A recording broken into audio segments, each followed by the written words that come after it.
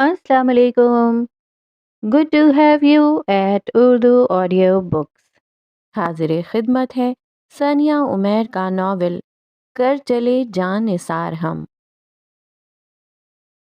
बशार ने जीप रोक कर उसको आज़ाद किया। उसकी आंखों के आगे अंधेरा छटा। सामने ही वो खंजर की तरह नोकीली धार जैसी चमकदार रविश थी जो हवेली तक जाती थी। उसने घबरा कर इधर उधर देखा। वो हवेली की चारदीवारी में आ चुकी थी। बशार ने उसके हाथ खोले। बस ये एक आखिरी खता, उसने नज़र झुकाकर कहा और उसकी कलाई पकड़ ली। वो रविश पर आगे चलने लगा। अजीब कैफियत थी। उसने मेहराब खान के कहने पर बहुत काम किए थे, लेकिन पहली बार था कि दिल किया ये हाथ उसने किसी हुक्म को पूरा करने के लिए ना पकड़ा होता। वो जितना तवील रास्ता था बशार के लिए उतनी ही जल्दी गुजरता जा रहा था। अभी तो उसने उसके साथ सफ़र शुरू किया था और अभी रास्ता ख़त्म भी हो गया। मेहराब खान की बैठक पर पहुंचकर उसने गार्ड्स और मुलाजिमों को बाहर जाने को कहा। वहां उसका हुक्म चलता था। सब चले गए। वो भी दुर्रे समीन को बैठक तक पहुंचाकर बाहर चला गया। वो भी तो एक मुलाजिम ही था। दरवाज़ा बंद हो गया। ज़हला, आओ, बैठो। कमरे के कोने से सांप की फुंकार जैसी आवाज़ आई। मेरा नाम दुर्रे समीन है। वो करीब मौजूद कुर्सी से दूर होकर वैसे ही डसने के से अंदाज में बोली। उसने गर्दन अकड़ाई, जिससे उसे सामने देखना पड़ा। मेहराब खान सिर्फ जागीरदार था, लेकिन उससे बादशाहत का एहसास होता था। वो सुनहरे रंग की ऊंची कुर्सी पर विराजमान था। सामने हम रंग पैरों को आराम देने वाली पीढ़ी थी, जिससे वो तख्त पर बैठा मालूम होता था। दुर्रे समीन बैठी नहीं, मेहराब खान भी उठा नहीं।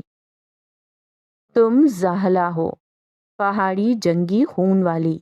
अपनी मट्टी पर वापस आ गई हो, इसीलिए इतने सुकून से हो। तुम्हारा खमीर अपना असल पहचानता है। मेहराब खान मुस्कुराया। वो बच्ची थी, तब भी उसकी समझदारी ने उसे वसवसों में डाल दिया था। अब तो बड़ी हो गई थी। वो बैक वक्त बाइसे खुशी भी थी और परेशानी भी। दुर्रे समीन को भी वो वैसे ही याद थे। सुर्ख बेरहम अंगारा आंखें अब भी उतनी ही जानदार थीं कि बालों की सफ़ेदी और चेहरे की बेतहाशा झुर्रियां नज़रअंदाज हो रही थीं। मैं शहरी हूँ, इसलिए मुझे आपसे डर नहीं लग रहा। वो खौफ जिससे आप सालों से सादा लौह इंसानों पर हुकूमत करते आए हैं, वो मुझ में नहीं है। वो दिल ही दिल में सच्ची खुशी से हंसी। उसे सुकून हो गया था कि मेहराब खान उसके जहन पर हुकूमत नहीं कर सकता। इतनी समझदार हो तो ये क्यों भूल रही हो कि मैं तुम्हारे बाप यूनुस का भी बाप हूँ। हमारे खिलाफ बदजन करते हुए क्या तुम्हारी माँ इतनी आगे निकल गई कि उसने तुम्हें तुम्हारे बाप की भनक भी ना पड़ने दी। मकसद पूरा होने से पहले फतह का जश्न मनाना उनकी आदत नहीं थी।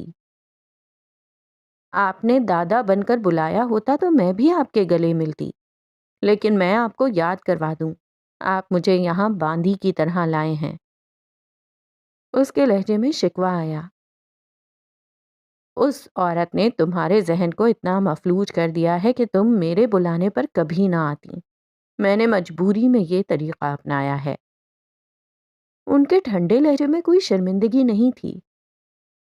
वो औरत मेरी माँ है, जिसने हमेशा मेरी हिफाजत की है, मुझे सोचने का शऊर दिया है। और वो शऊर मुझे ये समझाता है कि जो इंसान मुझे जानवर की तरह बांध कर यहाँ ला सकता है, वो मेरा मुखलिस नहीं है। वो अकड़ रही थी, क्योंकि वो सोच सकती थी, फैसला कर सकती थी, अच्छे बुरे की तमीज़ कर सकती थी। वो खुद को नाकाबिले तस्खीर समझ रही थी। उसका मुकाबिल एक बूढ़ा शेर था, जिसके हरबे अब पुराने हो चुके थे। नदीम आलम को जानती हो? वो सख्त कुर्सी की पुश्त से टेक लगाकर बैठ गए। दुर्रे समीन को वो सफ़ेद बालों वाला आदमी याद आया, जो उसकी अम्मी के होटल में काम करते थे। ये वही आदमी था जो लाइबा को नईमा के कमरे तक लेकर गया था। उसने कभी उसकी माँ को नौकरी ढूंढ कर देने में बहुत मदद की थी। اب بھی وہ اکلوتا آدمی تھا جس سے نعیمہ خوفزدہ نہیں تھی، لیکن محراب خان کو ندیم انکل سے کیا؟ تمہاری ماں نے اس سے شادی کر لی ہے۔ محراب خان کی سرخ آنکھیں لال کی طرح چمکیں۔ آپ جھوٹ بول رہے ہیں، وہ چلائی۔ ہوٹل کے ایک خاموش کونے میں نکاح ہوا تھا، تمہارے ماموں بھی آئے تھے، تمہیں نہیں بلایا؟ کیسے بلاتی؟ نوکری کے دستاویز میں بھی اس نے ظاہر کیا تھا کہ وہ بے اولاد ہے۔ محراب خان نے اس کا پیچھا کرنا نہیں چھوڑا تھا۔ وہ نعیمہ کے حالات کچھ دیر سے ہی صحیح پر جان جاتا تھا۔ وہ اس لیے کیا گیا ہوگا تاکہ میرا ایڈریس گمنام رہے۔ وہ اب پتے کی طرح کانپ رہی تھی، اس کی مضبوطی کسی بھید کی طرح کھل رہی تھی۔ 3 سال ہو چکے ہیں، تمہیں کیوں نہیں بتایا؟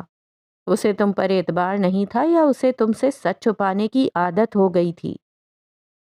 محراب خان بول رہا تھا، درِ سمین لاجواب تھی۔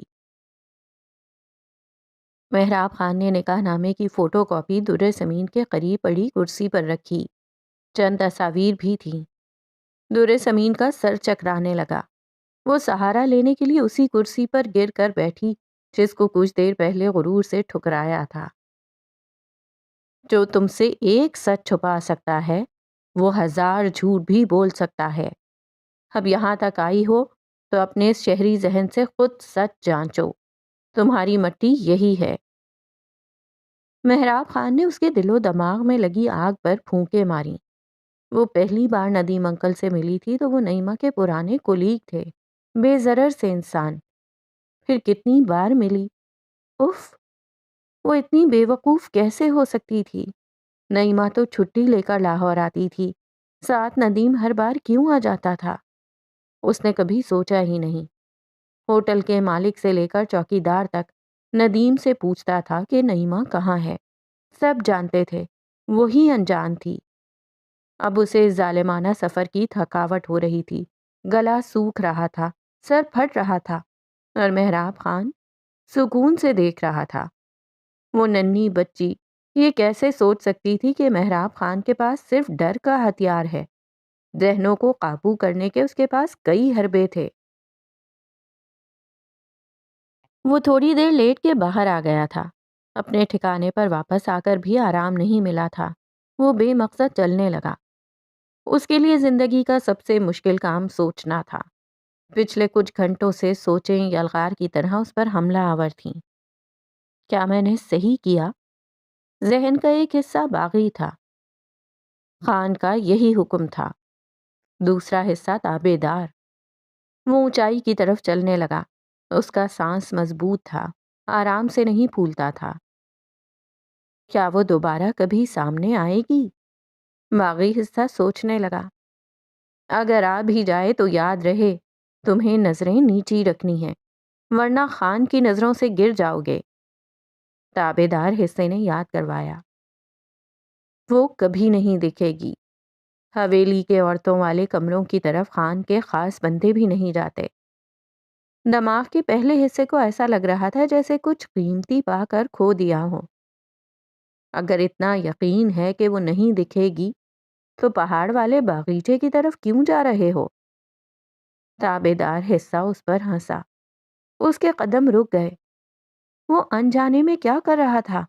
وہ ایسا تو نہیں تھا جو الجھ جائے۔ اس کے ذمے ایک کام لگایا گیا تھا جو اس نے کر دیا۔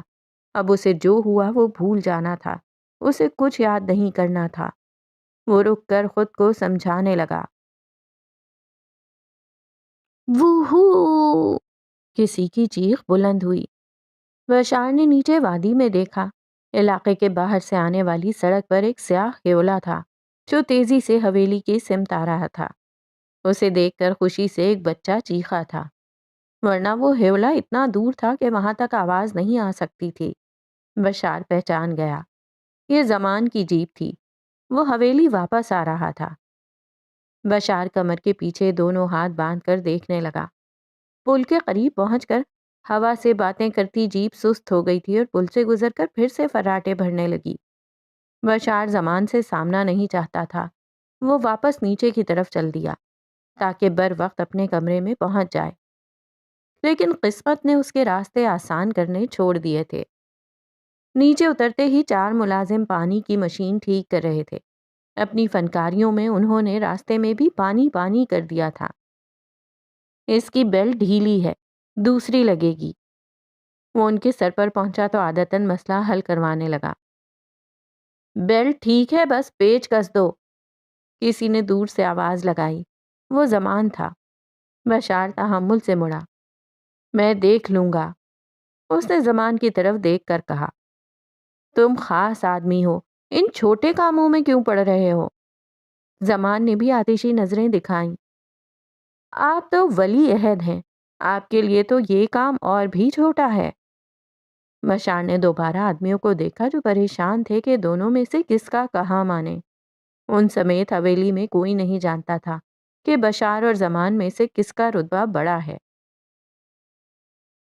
تمہیں اس چاپلوسی سے ملتا کیا ہے؟ زمان نے انگلیوں پر اپنی شاندار جیپ کی چابی گھمائی۔ بشار کے پاس تو ذاتی سواری بھی نہیں تھی۔ خان کی خوشی۔ وہ پھر بھی اعتماد سے بولا۔ زمان سلگ گیا۔ یہ ایک چیز تھی جو بشار کو ہمیشہ دھنی کر جاتی تھی۔ تم لوگ کیا دیکھ رہے ہو؟ کہا ہے نا پیچ کس دو۔ پھر بگڑتے ہوئے اندر جانے لگا۔ پھر کچھ سوچ کر مڑا۔ سنو۔ زمان جاتے جاتے مڑا اور اپنی چابی اچھالی جسے بشار نے کیچ کر لیا۔ میری جیپ دیکھ لینا۔ زمان نے اسے اس کا مقام یاد کروایا۔ میں صرف خان کا حکم مانتا ہوں۔ بشار نے چابی ہاتھ بڑھا کر اس کی سمت چھوڑی۔ زمان نے کیچ نہیں کی۔ چابی زمین پر گری۔ وہ آدمی جو مشین ٹھیک کر رہا تھا آگے بڑھا، چابی اٹھائی اور جلدی سے دینے کے چکر میں برا پھسلا۔ پانی، تاریں، انسانی ماس۔ وہ آدمی 2 فٹ اونچا ہو کر گرا۔ اسے اتنا زیادہ کرنٹ لگا تھا، باقی 2 افراد بھی اٹھنے لگے۔ رک جاؤ، بشار خلاف عادت اونچا بولا۔ زمان نے فوراً قریب موجود لکڑی کی کرسی پکڑ کر بجلی بند کی۔ اس کے جسم کو مٹی میں دبا دو، کرنٹ چوس لے گی، ایک آدمی بولا۔ نہیں، زمان نے منع کیا۔ بشار نے اس کی نبض دیکھی۔ زمان اور بشار پرانے ساتھیوں کی طرح ایک دوسرے کی نظریں پہچان رہے تھے۔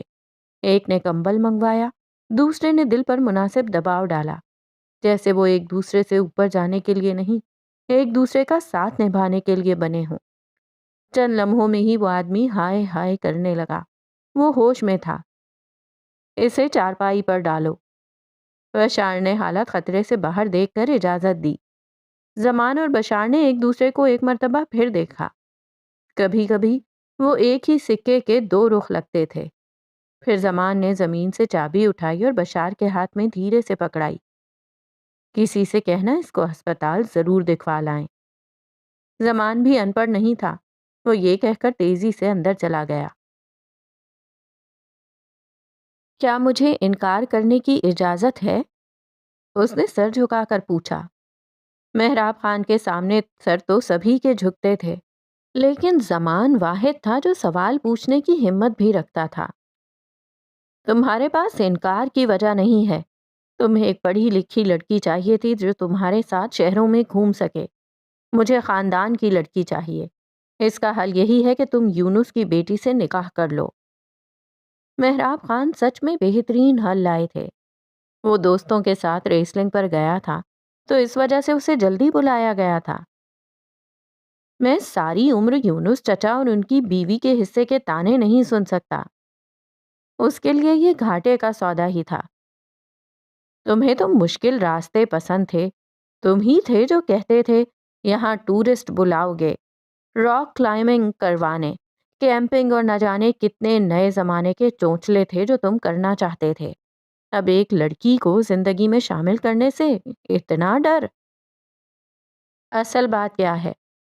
یہی ایک اڑیل گھوڑی کو مجھ سے باندھا جا رہا ہے۔ زمان چڑچڑا ہو رہا تھا۔ اصل بات یہ ہے کہ اگر تم یہ نکاح کر لو تو میں تمہارے ان کھیل تماشوں کے پلان کی اجازت دے دوں گا۔ انہوں نے سکون سے کہا۔ زمان محراب خان کو تعجب سے دیکھنے لگا۔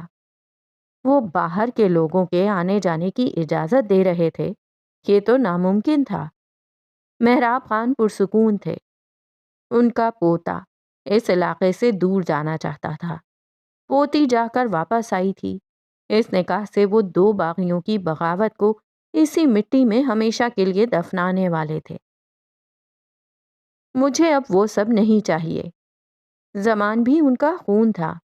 جب دوسرے کے من مرضی کی بات مانی جاتی ہے تو پھر اپنی بھی من مرضی کی بات منوائی جاتی ہے۔ تو پھر محراب خان لالچ بہت اچھی طرح سے پہچانتے تھے۔ آپ کے دادا کو انگریزوں نے جاگیر اور خطاب کے علاوہ ایک چیز اور بھی دی تھی، ہمیشہ آپ کے پاس رہی ہے۔ اگر میں نکاح کر لوں تو کیا وہ مجھے مل سکتی ہے؟ زمان نے اس بار سوال پوچھ کر سر ایک بار پھر جھکا دیا تھا، مگر نظریں نہیں۔ اس کی لالچی نظریں محراب خان کے چہرے پر گڑی تھیں۔ وہ اتنے لوگوں سے ملی تھی، اتنے نام سنے تھے، رشتے دیکھے تھے کہ کچھ سمجھ نہیں آ رہی تھی۔ اسے بس اپنی ماں سے بات کرنی تھی۔ ایسے نہیں ہو سکتا تھا کہ نعیمہ اس سے اتنی بڑی بات چھپا لے۔ جو لوگ اس کے آگے پیچھے پھر رہے تھے ان میں ایک نیلی آنکھوں والی بچی بھی تھی جو بہت صاف اردو بول رہی تھی۔ وہی اس کا کہا دوسروں کو سمجھا رہی تھی۔ تمہارا کمرہ؟ در سمین نے بچی سے پوچھا۔ وہ اس جھمگھٹے سے دور جانا چاہتی تھی جہاں سب اسے کسی عجوبے کی طرح دیکھ رہے تھے۔ میرا کمرہ؟ چلیں۔ بچی تو بہت خوش ہو گئی اور اس کا ہاتھ پکڑے اسے کھینچتی ہوئی لے جانے لگی۔ بچی کی ماں اور دادی نے روکنے کے لیے آواز بھی لگائی جو دونوں نے انسنی کر دی۔ وہ گھر تھا یا بھول بھلائیاں؟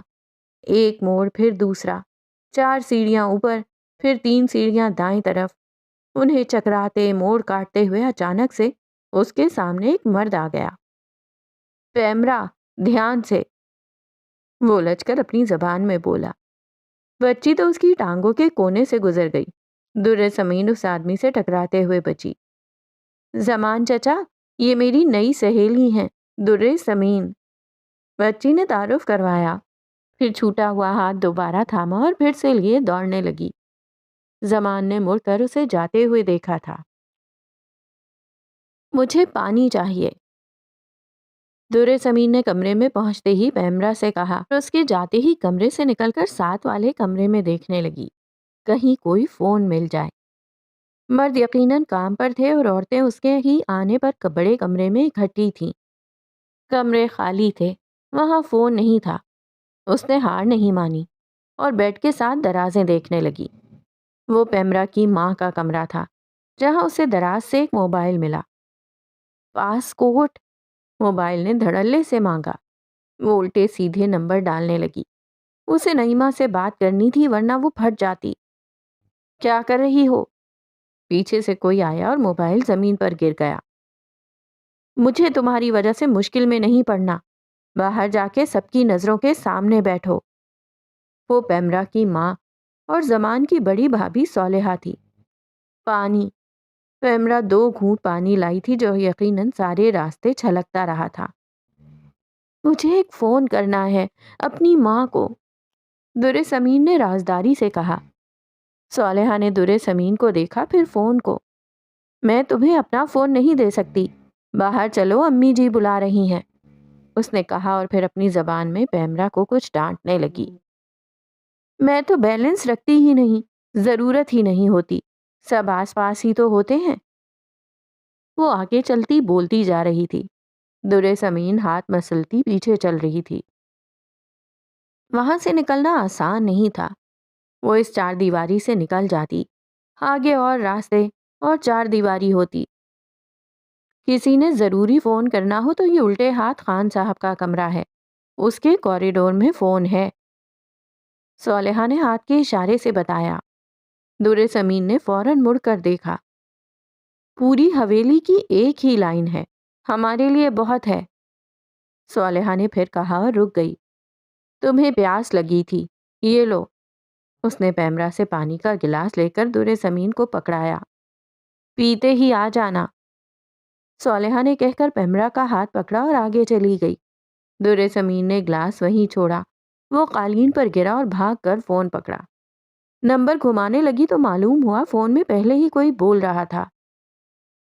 یہ شہری سیاست دان بہت بزدل ہوتے ہیں، ان کو اپنا بھرم رکھنا ہوتا ہے۔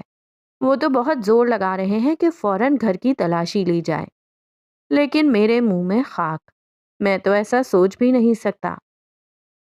فون پر کوئی کہہ رہا تھا، تم ان شہری لوگوں کو اپنی زبان میں سمجھا دو کہ مہراب خان کی زمین پر اس کا حکم چلتا ہے۔ مہراب خان کی گرج سنائی دی، سرکار میں غلام ہوں آپ کا، میں تو خود چاہتا ہوں یہ معاملہ ختم ہو، آپ بس بچی کا بیان دلوا دیں۔ وہ کوئی علاقے کا سیاست دان تھا جس کے شہری لیڈر کے ووٹ پھنسے تھے۔ کل کا سورج چڑھنے دو، وہ بیان ضرور دے گی۔ مہراب خان نے سکون سے کہا، بڑے کالج کا معاملہ تھا، بچی اگر میڈیا کے سامنے بیان دے دے۔ آگے سے ڈر کر آواز آئی، ہرگز نہیں۔ مہراب خان دہاڑے، اتنے میں کوئی اسے ڈھونڈتا پہنچ گیا، اسے فون رکھنا پڑا۔ اس کے کانوں میں زاہلہ زاہلہ کی آوازیں آ رہی تھیں۔ وہ زاہلہ نہیں تھی، وہ در سمین تھی۔ وہ یہ کیسے سب کو بتاتی؟ وزیر خان مسجد کے پیچھے سورج غروب ہونے کو تھا۔ وہ مسجد کی سیڑھیوں کے پیچھے دالان میں بیٹھے تھے۔ وہاں مختلف فوڈ کارٹنز تھے اور ان میں سے ہی ایک سے ان تینوں نے کھانا کھایا تھا، لائبہ، اس کی امی راحت اور اس کے ابو جاوید فاروقی۔ بل؟ ویٹر نے کالا فولڈر سامنے رکھا۔ جاوید فاروقی نے نوٹ نکالے۔ نہیں ابو، کارڈ دیں، ٹیکس کم لگتا ہے، بلکہ… لائبہ نے اپنا کارڈ فولڈر میں رکھا۔ دونوں ماں باپ نے ایک بار پھر ایک دوسرے کو دیکھا۔ صبح سے وہ بار بار یہ نظریں بدل چکے تھے۔ ہاسٹل سے نکل کر انہوں نے شاکرا کو اس کی نند کے گھر چھوڑ دیا تھا جہاں وہ چند دن رہنے والی تھی۔ دیکھیں ابو، میں واپس نہیں جانا چاہتی، اس نے ہاسٹل سے نکلتے ہی کہا تھا۔ میں نے کچھ نہیں دیکھنا، گھر چلو، متوقع جواب آیا۔ لیکن اس کے بعد سے لائبہ کر رہی تھی اور اس کے والدین دیکھ رہے تھے۔ ٹکٹ بک کروانے تھے، لائبہ نے آن لائن کروا دیے۔ خریداری کرنی تھی، لائبہ اچھی جگہ لے گئی تھی، اور جس طرح وہ فر حساب کر رہی تھی، دونوں ماں باپ دل ہی دل میں خوش ہو رہے تھے کہ ان کی بچی سارے معاملات بہت اچھے سے سنبھال رہی تھی۔ تب راحت نے ہمت کر کے شوہر سے بات کی تھی کہ لائبہ کو پڑھائی مکمل کرنے دیں، مگر جاوید میں واپس جا کر سب کو جواب دینے کی ہمت نہیں تھی۔ وہ نہیں مانا۔ لائبہ بھی تب تک منہ پھلا کر تھک چکی تھی۔ بس رات کی تھی، تب 5 گھنٹے تھے۔ اس نے سوچا ناراضگی کا وقفہ لیا جائے۔ وہ ماں باپ کو شہر دکھانے چل پڑی۔ رنگیلا رکشہ، تاریخی گیٹ اور روایتی گلیاں۔ جاوید رات کو سچ میں لگ رہا تھا کہ وہ بچے ہیں اور لائبہ سمجھدار بزرگ کی طرح انہیں راستے دکھا رہی تھی۔ وہ دونوں سالوں بعد ایسے خوش ہوئے تھے۔ بڑے شہر کی بات ہی کچھ الگ تھی۔ وہ سمجھ رہے تھے کہ لائبہ کتنی مضبوط ہو گئی ہے۔ اب بل کی بات میں بھی اس نے کیسی سمجھداری دکھائی۔ کچھ مہینے کی بات ہے، سکون سے گزر جائیں گے، راحت نے شوہر کے کان میں کہا۔ لوگوں کو ہمارا سکون ہی تو ہضم نہیں ہوتا، دیکھیں گے کہ ہم بچی کے بغیر سکون سے واپس گھر آ گئے ہیں تو ہمیں بے غیرت کہیں گے، اور لائبہ اس سب کے بعد سکون سے اسی ہاسٹل میں رہ رہی ہے تو اسے آوارہ۔ ایسی باتیں اگلے گھر تک پیچھا کرتی ہیں۔ وہ خود ستائے ہوئے تھے۔ راحت کو اچانک کچھ یاد آیا۔ سمیرا باجی ہے نا، ان کا بیٹا… نہیں، ان کی سہیلی ادھر ہی رہتی ہیں، بہت اصرار کر رہی تھی کہ چکر لگائیں۔ اب آئے ہیں تو… وہ ڈر ڈر کر بول رہی تھی۔ چلو بہت دیر ہو گئی، اب باقی وقت بس اسٹاپ پر گزار لیں گے۔ جاوید ہاتھ جھاڑ کر اٹھا اور چل دیا، جیسے پیچھے دیکھے گا تو پتھر کا ہو جائے گا۔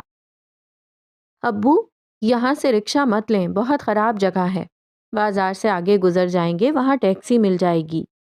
لائبہ دوڑتے ہوئے باپ کے قدم سے قدم ملا رہی تھی۔ بہت دیکھ لیا تمہارا شہر، اب مزید مت الجھاؤ، وہ غصے سے بولے۔ ایسے ہی تیزی سے وہ تینوں سامان سمیت رکشے میں سوار ہو چکے تھے۔ آخر باغی چڑیا کے پر کاٹ لیے گئے۔ لائبہ نے بے یقینی سے سوچا، کچھ خواب راکھ ہوئے تھے تو کیا وہ ان خوابوں سے نئے خواب جوڑے گی، در سمین کی طرح؟ شاید یہ صحیح ہی تھا کہ وہ دونوں یہاں سے چلی جائیں اور کبھی واپس نہ آئیں۔ دونوں میں سے ایک بھی پیچھے رہ جاتی تو دوسری کو کھوجتی رہتی۔ اس نے باہر مٹیالہ آسمان دیکھا اور اس کی نظروں کے سامنے آسمان الٹا ہو گیا۔ ایک ٹرک سے آگے بڑھنے کے چکر میں رکشہ کھڈوں والی سڑک پر ایسے بے توازن ہوا کہ قلعہ بازی ہی کھا گیا۔ ان کی چیخیں بلند ہونے سے پہلے رکشے کے پرخچے اڑ گئے تھے۔ ہر افسر اپنے علاقے کا ذمہ دار ہوتا ہے۔ اس کے علاقے سے بات نکل جاتی ہے تو اگلے علاقے والا اس کیس کا ذمہ دار ہوتا ہے۔ جس طرح تم چاہ رہے ہو ایک کیس کی پیروی نکل جاؤ، سب یہ کرنے لگے تو سارے پولیس والے سفر میں ہی رہیں۔ بہت سادہ سی بات تھی جو ستار کو ہچے کر کے بتانی پڑی تھی۔ عادل نے جو کیا اس کے بعد دوسروں پر کیا بھروسہ کروں؟ وہ اب بھی اس کیس سے دستبردار ہونے کو تیار نہیں تھا۔ تم اس کیس کو اتنا پرسنل نہ لو۔ تم نے کوئی غفلت نہیں کی، لیکن اب یہ جن کے علاقے کا کیس ہے اب ان کی سردردی ہے، ستار نے کہا۔ وہ اتنا شاطر ہے کہ میرے ہاتھوں سے نکل گیا۔ ویسے ایک بگڑے بچے کی طرح اڑ گیا تھا۔ اول تو تلاشی کے آرڈر نہیں ملیں گے، مل بھی جائیں تو وہ لڑکی کہیں اور چھپا دیں گے، مار بھی ڈالیں گے اور کسی اور کو اس کی جگہ لا کر دکھا دیں گے۔ یہ انا کے مسئلے ہوتے ہیں جو اپنوں کو نگل کر جشن مناتے ہیں۔ چھوڑو، 100 میں سے 10 کے ساتھ سے نکل ہی جاتے ہیں۔ اس نے پھر تسلی دی۔ ہم اتنے بے اختیار نہیں ہیں کہ کچھ نہ کر سکیں۔ وہ دل ملایا۔ اب کیا کرنا چاہتے ہو؟ ستار نے پوچھا۔ مجسٹریٹ کی پیشی۔ اس بار وہ سکون سے بولا تھا۔ بشار کو مہراب خان نے پھر ایک اہم کام دیا تھا۔ وہ بیٹھک میں تھے اور اپنے کمرے سے کچھ اہم منگوایا تھا۔ ان کا پرسنل گارڈ بننے کے بعد بھی وہ بہت عرصے ان راستوں میں گمنام پھرتا تھا۔ اس کی سنہری گھڑی چمکی۔ بشار خاموش تھا۔ مہراب خان کے کمرے کا راستہ ماضی یاد کرنے لگا۔ ذاتی گارڈ بننے کے بعد بشار اور یاسین زیادہ وقت مہراب خان کے کمرے کے باہر رہتے تھے، لیکن رات کے کھانے کے وقت وہ اب بھی اپنے پرانے ٹھکانے پر آ کر سب کے ساتھ کھانا کھایا کرتے تھے۔ سب پرانے دوست جو کبھی بستی میں ساتھ رہتے تھے مل کر کھانا کھا رہے تھے، لیکن یاسین کے گلے میں نوالے پھنسنے لگے تھے۔ اکیلے آدمی کی بادشاہت تو ہو سکتی ہے، گھر نہیں۔ آج مجھے اچھی تنخواہ ملتی ہے۔ خان سے ملنے کے لیے لوگوں کو میرے پاس سے ہو کر گزرنا پڑتا ہے۔ جتنا میرے باپ کا گھر تھا اتنا آج مجھ اکیلے کا کمرہ ہے، مگر اکیلے کا ہے، گھر نہیں ہے۔ یاسین کی نوکری کو اتنا وقت گزر چکا تھا کہ اس عالی شان نوکری کا نشہ زائل ہونے لگا تھا۔ وہ اگلے خواب دیکھنے لگا تھا، یا یوں کہیں پچھلے خواب۔ بشار بھی موجود تھا اور مناسب نوالے اچھی طرح چبا کر نگل رہا تھا۔ گھر وہ کیا ہوتا ہے؟ اب تو یاد بھی نہیں۔ اجمل نے بھی سرسری کہا۔ میرے باپ کا گھر چھوٹا تھا مگر گھر تھا، یاسین نے یاد کیا۔ باقی سب کھانا چھوڑ کر حیرت سے سوچنے لگے۔ بشار کھاتا رہا۔ میری ماں ہمیشہ ڈانٹتی تھی کہ میں کپڑے گندے کر دیتا ہوں۔ اب مجھے سجلی وردی میں دیکھتی تو کتنا خوش ہوتی۔ اجمل بھی یادوں کے گرداب میں پھنسنے لگا۔ میرا چھوٹا بھائی ہر وقت میری نقل کرتا تھا، اب ہوتا تو وہ ٹریننگ لے رہا ہوتا۔ یاسین نے اب مہراب خان کو بہت قریب سے دیکھا تھا۔ حال کے ساتھ ماضی بھی کھلنے لگا تھا۔ یاسین اور اجمل کی گفتگو میں 2 لڑکے اور شامل ہو گئے۔ بشار آخری نوالے تک خاموشی سے کھاتا رہا اور ان کی باتیں سنتا رہا۔ جن گھروں کو تم یاد کر رہے ہو، گنڈوں نے ان گھروں کو قبر بنا دیا تھا۔ ہمیں نہ مٹی میں جگہ ملی تھی نہ ہی زمین اپنی رہی تھی۔ مہراب خان نہ ہوتا تو آج ہم نہ ہوتے۔ بشار نے آخری نوالا نگلا۔ سب خاموش ہو کر اس کو دیکھنے لگے۔ وہ بہت کم بولتا تھا، مگر ایسے بولتا تھا کہ سب چپ رہ جاتے تھے۔ بشار نے اپنی تھالی اٹھائی اور چلا گیا۔ اسے وقت کی قدر تھی۔ باقی سب ادھورے نوالے لے کر ایک دوسرے کا منہ دیکھنے لگے۔ وہ گنڈے اب کہاں ہوں گے؟ یاسین بہت خطرناک باتیں سوچ رہا تھا۔ مہراب خان کے ڈر سے دوبارہ نہیں آئے، ایک لڑکے نے کہا۔ اس علاقے میں مہراب خان کی مرضی کے بنا پتا بھی نہیں ہلتا۔ وہ گنڈے کیسے آ گئے؟ اگر آ گئے تو مہراب خان کے بندے ان کو روک کیوں نہ سکے؟ قتل عام والا واقعہ 7 سال پرانا تھا۔ وہ غنڈے جنگلی تھے، یاد نہیں کیسے طاقت سے ساری بستی نے چھوڑ دی تھی۔ اگر وہ غنڈے اتنے ہی طاقتور تھے تو محراب خان کے آدمیوں کو کچھ کیوں نہ کہہ سکے؟ اجمل نے بھی سوچا۔ الائچی کے باغ کی نگرانی اجمل کو مل گئی تھی۔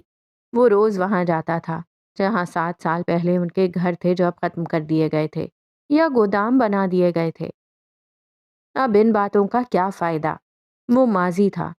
یہاں پر آنے کے بعد ہم سے کسی معاملے میں زیادتی نہیں ہوئی۔ ان کا دیا کھانا قبول کر رہے ہیں، تنخواہ لے رہے ہیں، مطلب وہی مالک ہیں ہمارے۔ دوسرے لڑکے نے یاد دلایا، ہماری زمین ان کی ہو گئی۔ کیسے؟ وہ ہمارے باپ کے بعد ہماری ہونی چاہیے تھی۔ یاسین کے پاس اب طاقت بھی تھی اور عقل بھی، لیکن ہم بچے تھے، ہم کیا کر سکتے تھے؟ اجمل نے ہاتھ ملتے ہوئے دیکھا۔ اب تو بچے نہیں رہے، یاسین نے چالاکی سے کہا۔ کیا کریں گے؟ اپنی زمین مانگیں گے؟ اجمل کے ہاتھ کانپ رہے تھے۔ پہلے مجھے میرا شک آزمانے دو۔ اگر اس کے پیچھے محراب خان کا ہاتھ ہے تو سوال ہوگا کہ ہم اب کیا کر سکتے ہیں۔ یاسین صحیح باغی ہو گیا تھا۔ اس رات 7 بجے تو ان میں اضطراب تھا، بے چینی تھی، بے سکونی تھی اور سازش تھی۔ محراب خان عصر کے بعد اپنے کمرے کے آگے بنے بڑے دالان میں بیٹھتے تھے۔ اونچائی پر بنے اس کمرے سے نیچے ساری وادی نظر آتی تھی۔ ان کی نظر سفید یونیفارم میں داؤ پیچ سیکھتے بچوں پر ٹکی رہتی۔ ان کے نزدیک یہ ان کی سب سے بڑی کامیابی تھی۔ ایک ہرول دستہ جو ان کی وفاداری کا دم بھرتا تھا۔ وہ 8 بچے ابتدا تھے، اب بخوشی اور بچے بھرتی ہونے لگے تھے۔ اب بھی 15 بچے تھے جو تربیت حاصل کر رہے تھے۔ محراب خان ساری شام ان کو نئے گر سیکھتے دیکھتے اور فراغت ہوتی تو رات کو ان کی موسیقی سن کر ہی اٹھتے۔ دوسرا کوئی جانتا ہو نہ ہو، یاسین اور بشار ان کی روٹین اچھے سے جانتے تھے۔ یہی وقت ان کو بھی فراغت کا ملتا تھا۔ دونوں سرخ چادر لہرائے جانے کے بعد خود بھی اپنے ٹھکانے پر چلے جاتے تھے۔ اس روز محراب خان عصر کے بعد دالان میں بیٹھے تھے۔ سامنے شطرنج تھی جو وہ سفید اور کالے دونوں رنگوں سے خود ہی کھیل رہے تھے۔ وہ اکیلے کھیلتے تھے، انہیں ہارنے سے ڈر نہیں تھا، مگر کوئی ایسا ان کی نظر میں نہیں تھا جسے مقابلے کی دعوت دیں۔ اجمل کی باغ پر ڈیوٹی تھی۔ بشار اور یاسین کھانے کے بعد وہاں سے جا چکے تھے۔ اپنا گھر، اپنے لوگ تھے، اس وقت گارڈز کی ضرورت نہیں تھی۔ بشار میں ایک عجیب والہانہ خون تھا، ایک کا ہو کر رہتا تھا۔ وہ سب سے بات کرتا تھا، ان کی خبر رکھتا تھا، مگر دل اس کا صرف محراب خان سے لگا تھا۔ بشار دلشاد سے ان بچوں کے بارے میں بات کرنے لگا۔ یاسین نے اپنے 3 دوسرے دوستوں کو اشارہ کیا۔ وہ چاروں خاموشی سے وہاں سے نکل گئے۔ یہ 4 لڑکے ان اولین 8 لڑکوں میں سے تھے جنہوں نے اپنے پیاروں کا قتل و غارت اپنی آنکھوں سے دیکھا تھا۔ چاروں لڑکے خون کے پیاسے تھے۔ وہ محراب خان کے کمرے میں مختلف راستوں سے داخل ہوئے۔ ان کی طرف محراب خان کی پیٹھ تھی۔ وہ کرسی پر بیٹھے محراب خان کی پشت اور پگڑی دیکھ سکتے تھے۔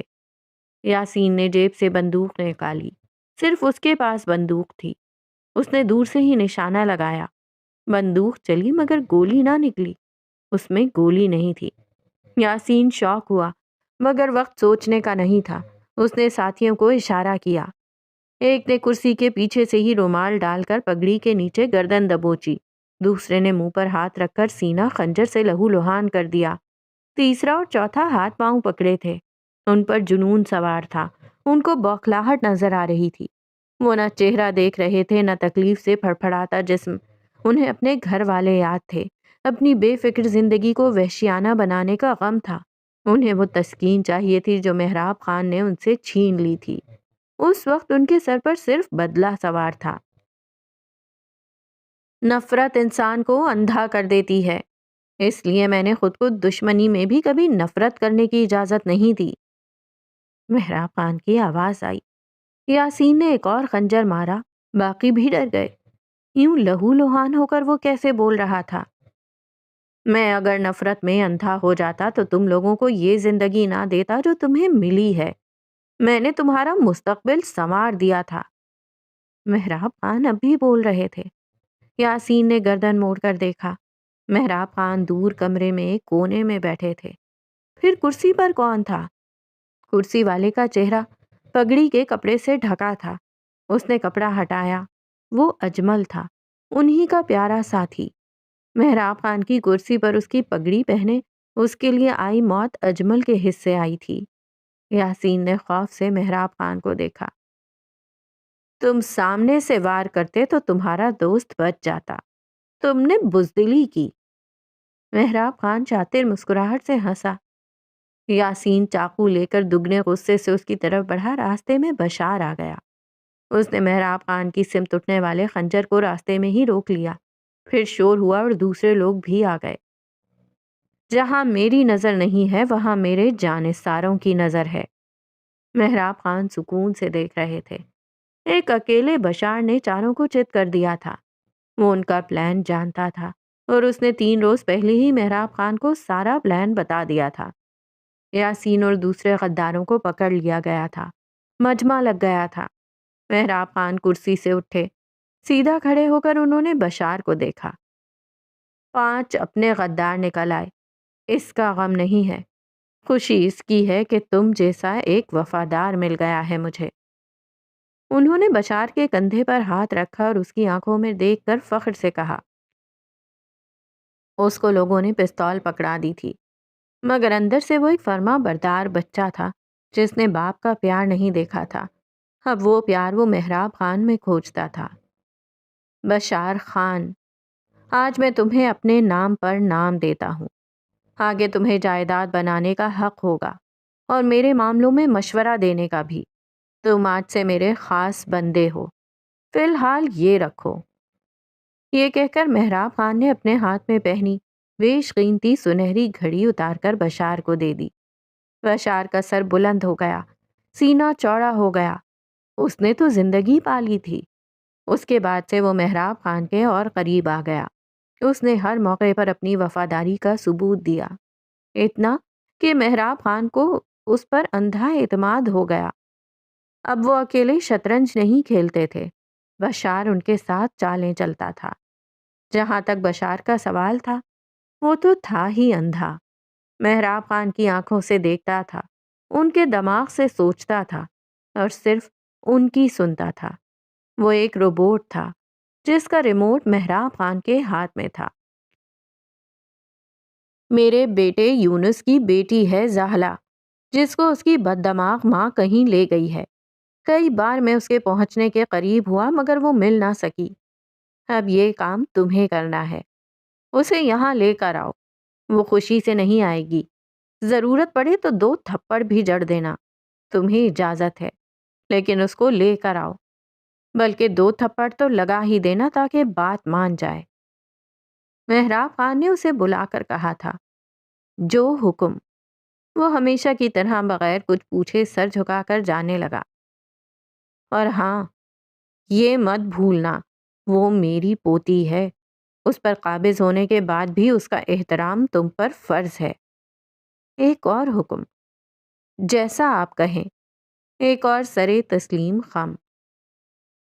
بشار نے پہلے نعیمہ کو ڈھونڈا اور اس کا پیچھا کرتا لاہور آ گیا۔ اس نے زندگی میں پہلی بار شیو کی تھی تاکہ شہر کا لگے۔ اسلام آباد ہوٹل میں وہ ملازم تھا۔ لاہور میں مہمان کی طرح 2 دن رہا۔ ہوٹل میں رہتے ہوئے وہ نعیمہ کے ملاقاتیوں پر نظر رکھے ہوا تھا اور صرف ایک ملاقاتی آیا تھا، ایک لڑکی۔ اس نے در سمین کا پیچھا کیا تھا مگر اسے راستے بدل کر چھپ کر جانے کی عادت تھی۔ بشار اس کا پتہ نہیں لگا سکا۔ یہ تو اخبار میں اس کی تصویر آ گئی تو کالج کا نام پتہ سب معلوم ہو گیا۔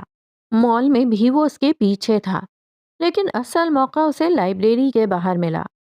وہ یہ اس لیے کر رہا تھا کیونکہ محراب خان نے کہا تھا، لیکن اس سارے قصے میں وہ محراب خان کے ایک حکم پر پورا نہیں اتر سکا تھا۔ اجازت کے باوجود وہ در سمین پر ہاتھ نہیں اٹھا سکا تھا۔ 5 منٹ کی تنہائی میسر آئی تھی جب اسے کپڑے پکڑا کر اندر تبدیل کرنے کو کہا تھا۔ اس نے اس روایتی لباس کو دیکھا اور دیکھتی رہ گئی۔ اتنا کیا شرمانا، اب آ بھی جاؤ، میں ہوں لائبہ، میرے سے شرماؤ گی تو ساری یونیورسٹی کے سامنے کیسے پہنو گی؟ یونیورسٹی میں ٹریڈیشنل ڈے تھا، ساری لڑکیوں کو کہا گیا تھا کہ ایسا جوڑا پہنے جو ان کی روایت ظاہر کرتا ہو۔ در سمین ایسے کاموں میں دلچسپی نہیں لیتی تھی، لیکن لائبہ کی بیسٹ فرینڈ شوغل لگانے میں پیچھے رہ جائے، ایسا کیسے ہو سکتا تھا؟ اب در سمین کمرے کے اندر کپڑے بدل رہی تھی اور لائبہ باہر سے اسے حوصلہ دے رہی تھی۔ آخر در سمین نے شرماتے شرماتے دروازہ کھول ہی دیا۔ یہ ٹھیک ہے؟ در سمین نے شرماتے ہوئے پوچھا۔ ٹھیک؟ تم تو سورج کی شہزادی لگ رہی ہو۔ وہ ڈزنی کی شہزادیاں ہوتی ہیں جو گاتی ہیں اور کبوتر ارد گرد منڈلانے لگتے ہیں۔ تم یہ گاؤن پہن کر باہر نکلو گی تو دیکھنا سارے سورج مکھی کے پھول سورج کو چھوڑ کے تمہیں دیکھنے لگیں گے۔ لائبہ سچ میں اس کے روپ سے دم بخود رہ گئی تھی۔ یہ میری امی کا ڈریس تھا جب وہ میری عمر کی تھیں۔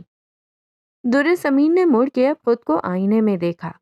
بے داغ ریشمی پیلا گاؤن تلووں کو چھوتا تھا۔ گاؤن بالکل ایک سیدھ میں کٹا تھا جس سے اس کی پتلی کمر اور نمایاں ہو رہی تھی۔ غالباً جتنا کپڑا گاؤن میں لگا تھا اتنا ہی کپڑا اس کے بازوؤں میں لگا تھا۔ گھنٹی کی شکل کے بازو پھولے ہوئے تھے۔ کندھے سے لے کر کلائی تک دونوں بازوؤں پر باریک چاندی کی کڑھائی تھی۔ کیا یہ اصلی چاندی کے تار ہیں؟ لائبہ نے کڑھائی کو قریب جا کر دیکھا۔ سالوں میں ایک دھاگا بھی ڈھیلا نہیں ہوا تھا۔ در سمین خاموش رہ گئی۔ ایسے سوالوں کا جواب سوچنے میں اسے وقت لگتا تھا اور اس سے پہلے کہ وہ جواب سوچتی لائبہ پھر بول پڑتی تھی۔ کیا ہوا اگر اصلی نہیں ہے تو کوئی نہیں، ہم ایسے ہی ظاہر کریں گے کہ اصلی ہے۔ اس سے تمہاری شہزادی والی لک پرفیکٹ لگے گی۔ پلیز بال مت باندھ لینا، ایسے کھلے رکھو، گرلز کالج ہے یار۔ لائبہ اس کی لک میں اتنی محو ہو گئی تھی کہ اپنا آپ بھول بیٹھی تھی۔ تمہیں اچھا لگ رہا ہے تم پہن لو، مجھے اتنا زیادہ ڈریس اپ ہونے کا شوق بھی نہیں ہے، سب گھوریں گے۔ در سمین نے کہا۔ بری نظر سے گھوریں گے تو اس سنہری لباس سے آنکھیں چندھیا جائیں گی۔ اچھا ہے، اٹ ورتھ۔ لائبہ جب ایسے بولتی تھی تو در سمین کو شک گزرتا کہ کیا وہ لڑکی ہے جو سب سے لڑائی مول لے کر شہر آئی ہے۔ جیسی وہ باتیں کرتی تھی لگتا تھا گھر والوں نے خود ٹکٹ کٹائی ہوگی کہ بہن تم تو جاؤ، ہم خاموشی کو ترستے ہیں۔ اچھا ایسا کرتی ہوں یا سفید دوپٹہ اوڑھ لیتی ہوں، کچھ مدھم ہو جائے گا۔ در سمین نے اپنا وہ تاریخی دوپٹہ لیا جو وہ ہر سوٹ کے ساتھ چلا لیتی تھی اور اپنے ارد گرد لپیٹا۔ ہرگز نہیں، دوپٹہ لینا ہے نا ایسے سر پر لو اور پیچھے چھوڑ دو، شہزادیوں کی طرح۔ تم تو خوش قسمت ہو کہ تمہارے فیملی کی ایسی روایات ہیں۔ تمہاری امی کے بکسوں میں سے یہ سوٹ نکل رہے ہیں۔ میرے گھر آ کر دیکھو، ٹریڈیشن کا لفظ سن کر مجھے اپنی دادی یاد آتی ہیں۔ وہ ہر وقت سر پر تیل لگا کر رکھتی تھیں۔ ان کے ہر دوپٹے پر پیراشوٹ تیل کے بڑے بڑے دھبے ہوتے تھے۔ لائبہ نے دوپٹے میں پنیں لگا دی۔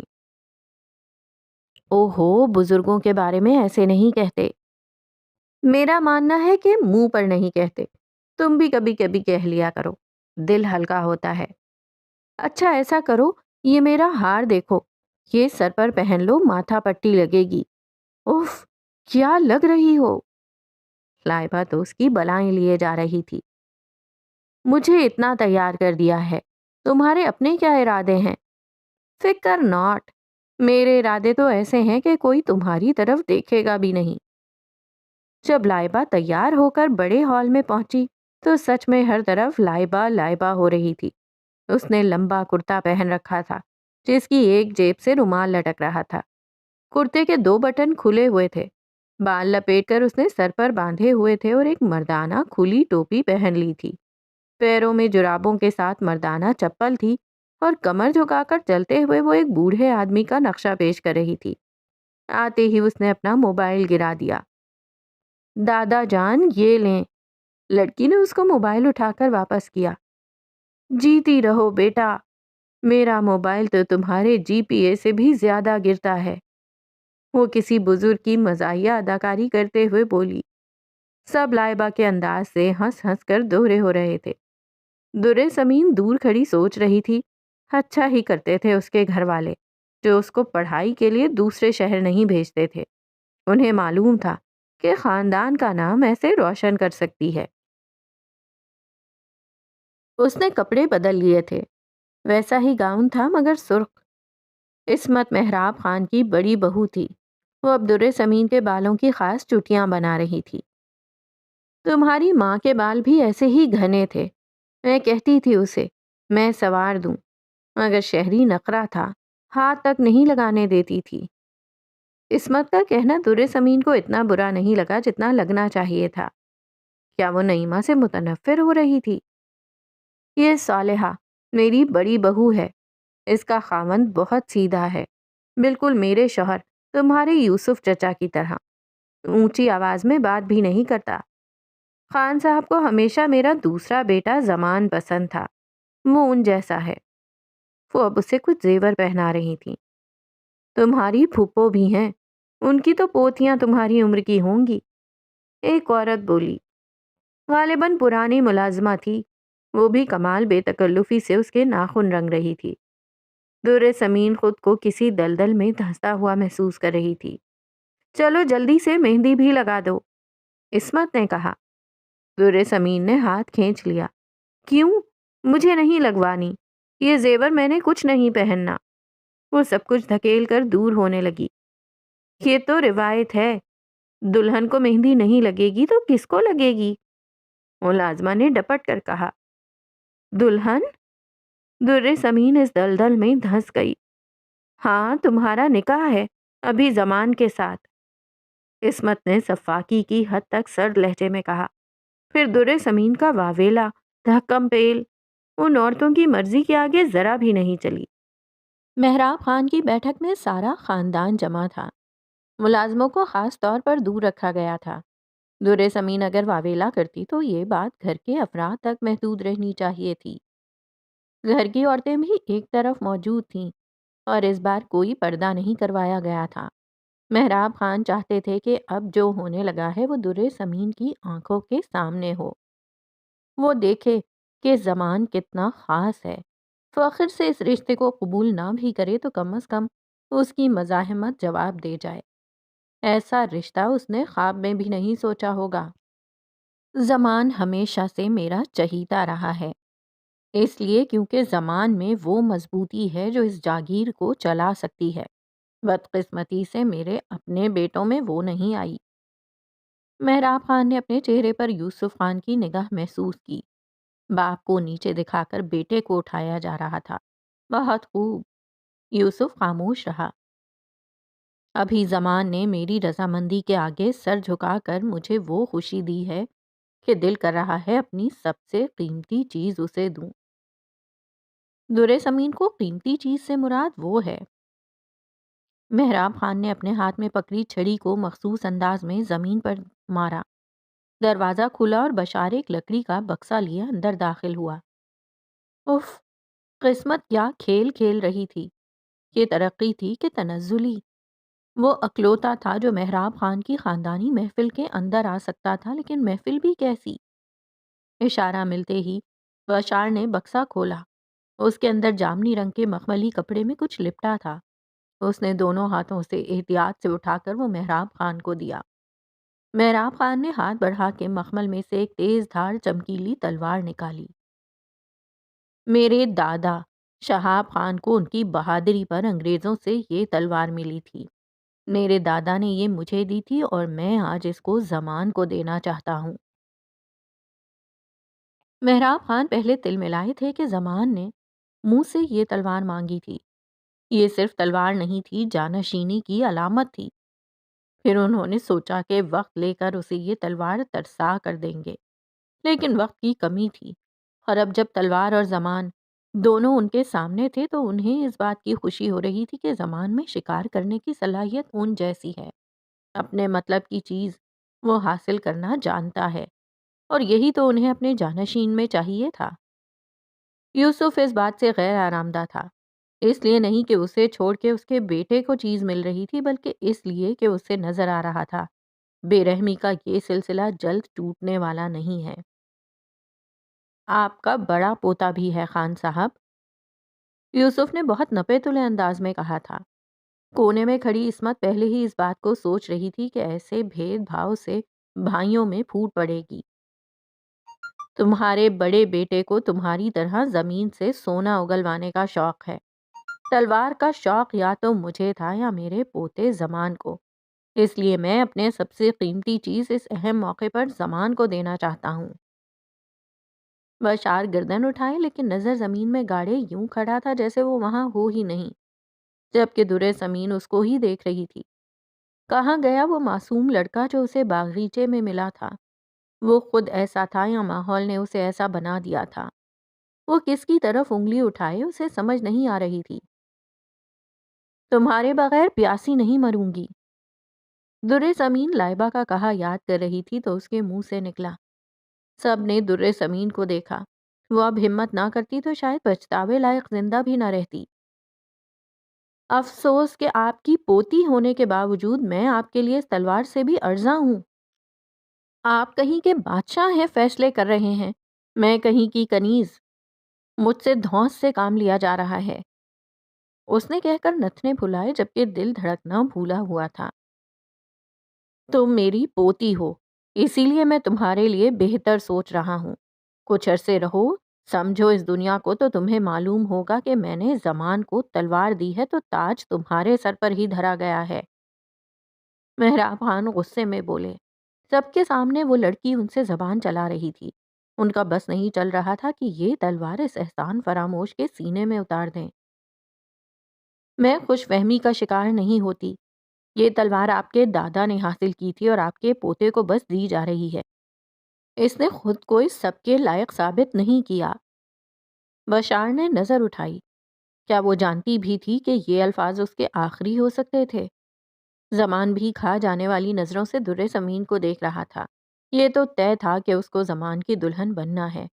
وہ پہلے ہی اس کی نظروں میں گر کر اپنے لیے مشکلیں پیدا کر رہی تھی۔ بشار کا دل کیا کہ مہراب خان اور درِ زمین کے بیچ میں جا کھڑا ہو تاکہ خطرہ آئے تو اس پر آئے۔ پھر اس نے خود کو یاد دلایا، اس لڑکی کی خوشی کی ذمہ داری اس کی نہیں۔ تم میرے بیٹے کے لائق نہیں ہو جس کو اس کی ماں بچپن میں لے کے بھاگ گئی تھی۔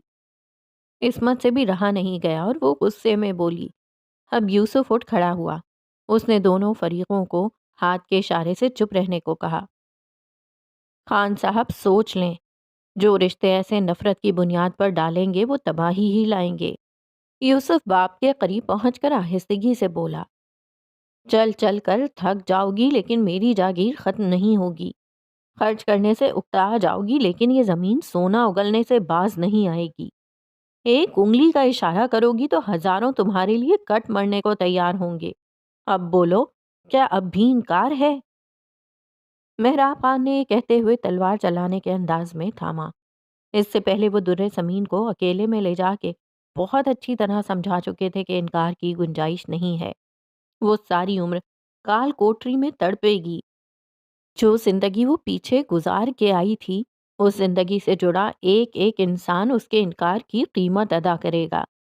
پھر بھی درِ زمین نے احتجاج کیا تھا، لیکن اب مہراب خان کے ہاتھ میں موجود تلوار دیکھ کر اسے پرانی دھمکیاں اچھے سے یاد آ رہی تھیں۔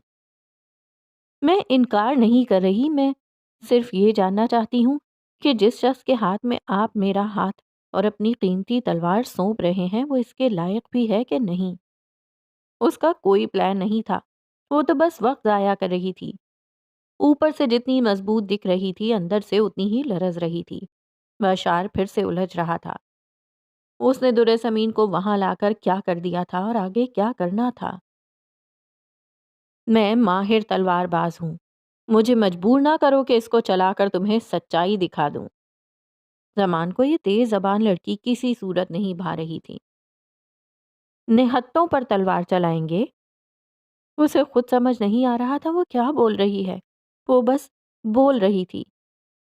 خان صاحب، یہ کیا فضول بات ہے؟ یہ آپ کی خوشی ہے، اس کی رضامندی نہیں تو میری طرف سے بھی انکار ہے۔ زمان کا موڈ کرکرا ہوا تھا۔ یہ تلوار دکھاوے کے لیے ہوتی ہے، بہادری کی نشانی سمجھ کر رکھی جاتی ہے۔ تلوار بازی کا زمانہ کون سا رہ گیا ہے؟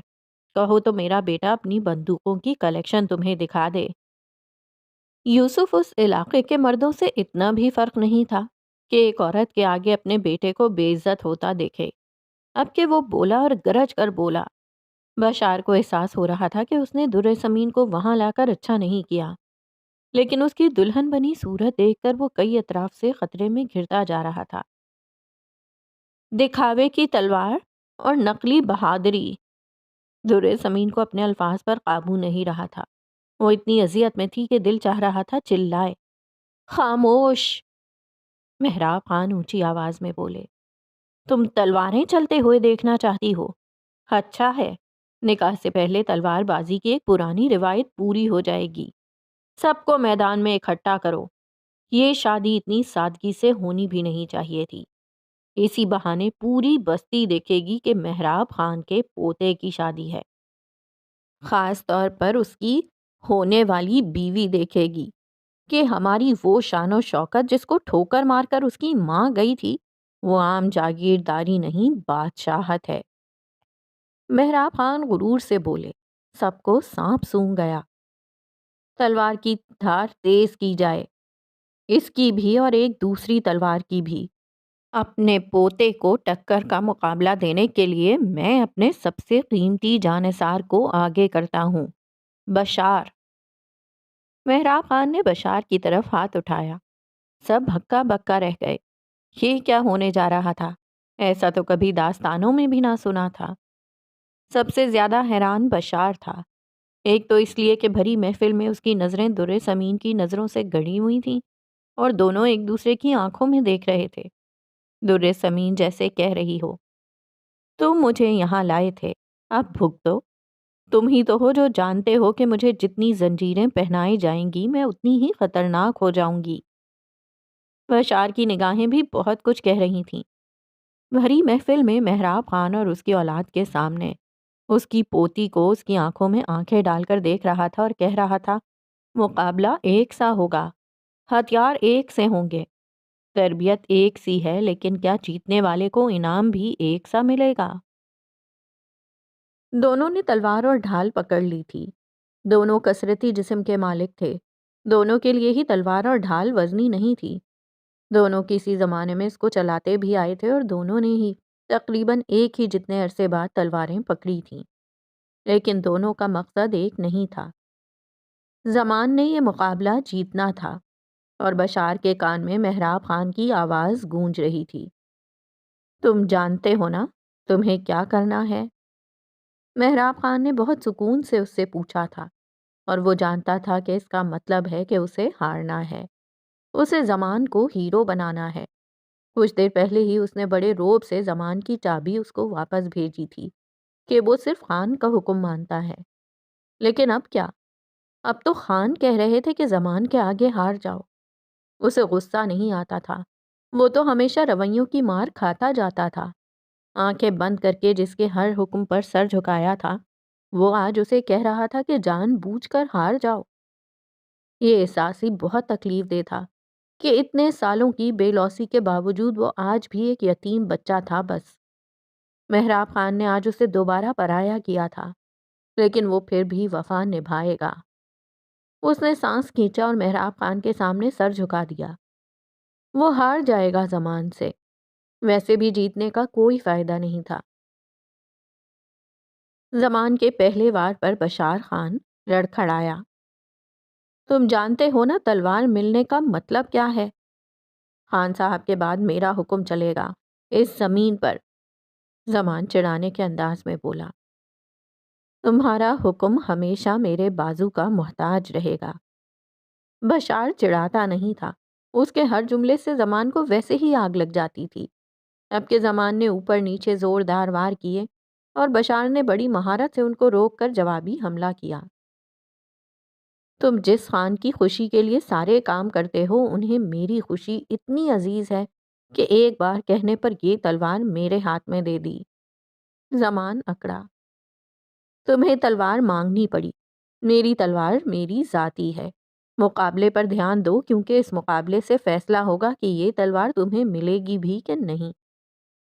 بشار وار کرنے میں کبھی پہل نہیں کرتا تھا، چاہے وہ تلوار کا وار ہو یا زبان کے نشتر۔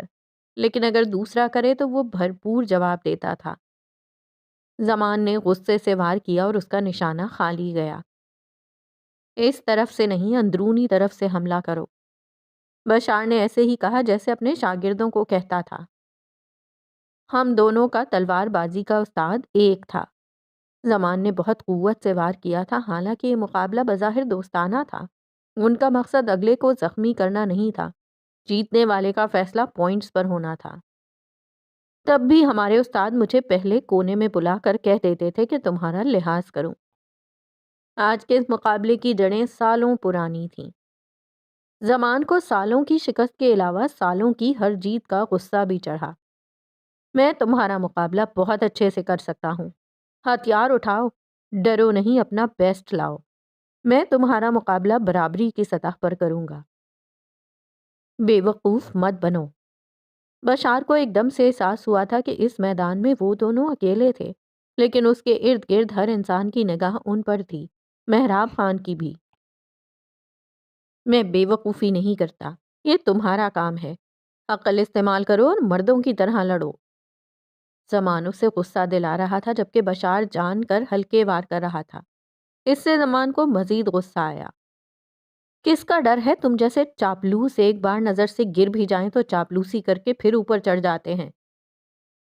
زمان اب گرے ہوئے جملے کس رہا تھا، حالانکہ سب جانتے تھے کہ بشار اصول پسند آدمی ہے، چاپلوسی نہیں کرتا۔ تمہارے اور میرے بیچ کی لڑائی ہم بعد میں دیکھ لیں گے، ابھی تو اس قصے کو ختم کرو۔ بشار مصلحت سے کام لینے لگا۔ اس میدان کے تم بے تاج بادشاہ ہونا، یہاں تم لڑکوں کو تربیت دیتے ہو اور وہ سب تمہارے آگے ہاتھ باندھے کھڑے رہتے ہیں۔ اس میدان میں تمہیں میں ہراؤں گا۔ زمان نے پھر کہا۔ بشارت تو ہارنے کے لیے تیار ہی تھا، اس نے جان کر گرفت ڈھیلی کی۔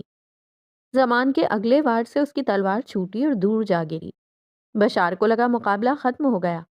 سامنے والے کے ہاتھ کی تلوار ہی چھوٹ جائے تو مقابلہ کہاں رہتا ہے۔ ہر طرف خوشی کی لہر دوڑ گئی، سب نے سکون کا سانس لیا۔ لگ تو یہی رہا تھا کہ زمان جیت گیا۔ بشار خاموشی سے سر جھکا کے 2 قدم رک گیا۔ اس نے زمین پر گری اپنی تلوار اٹھائی۔ اس کی پیٹھ زمان کی طرف تھی۔ اسے بھی یہی لگا کہ زمان جیت چکا ہے۔ اس نے سر اٹھایا تو ایک بار پھر نظروں کا پردہ چاک ہوا۔ بشار نے اسے ہار دیا تھا۔ بشار ایک لمحے خود کو ملامت ہی کر رہا تھا کہ اس نے یہ کیا کیا۔ لگ رہا تھا کہ در سمین کا غم اس کے اعمال نامے میں لکھا جانے والا تھا۔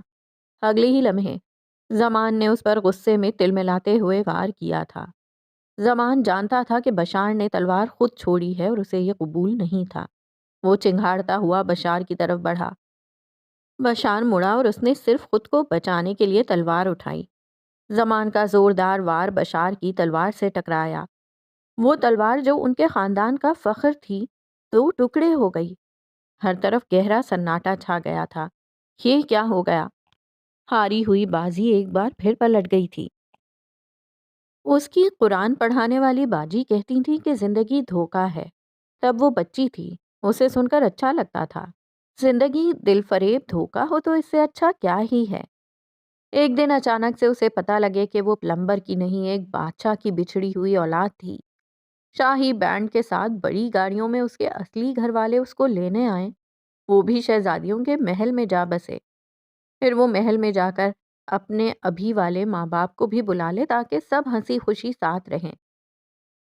7 سال بعد اس کم سن عمر میں ہی اس نے اپنی زندگی کی پہلی نوکری کر لی تھی۔ بچپن بہت جلدی رخصت ہوا تھا، اور اگر اسے آگے خوار نہیں ہونا تھا تو اس کے لیے اپنے پیروں پر کھڑا ہونا لازمی تھا۔ تب اسے سمجھ آنے لگی تھی کہ زندگی دھوکا کیسے ہوتی ہے۔ ادھر سے تنخواہ آتی، ادھر سے نکل جاتی۔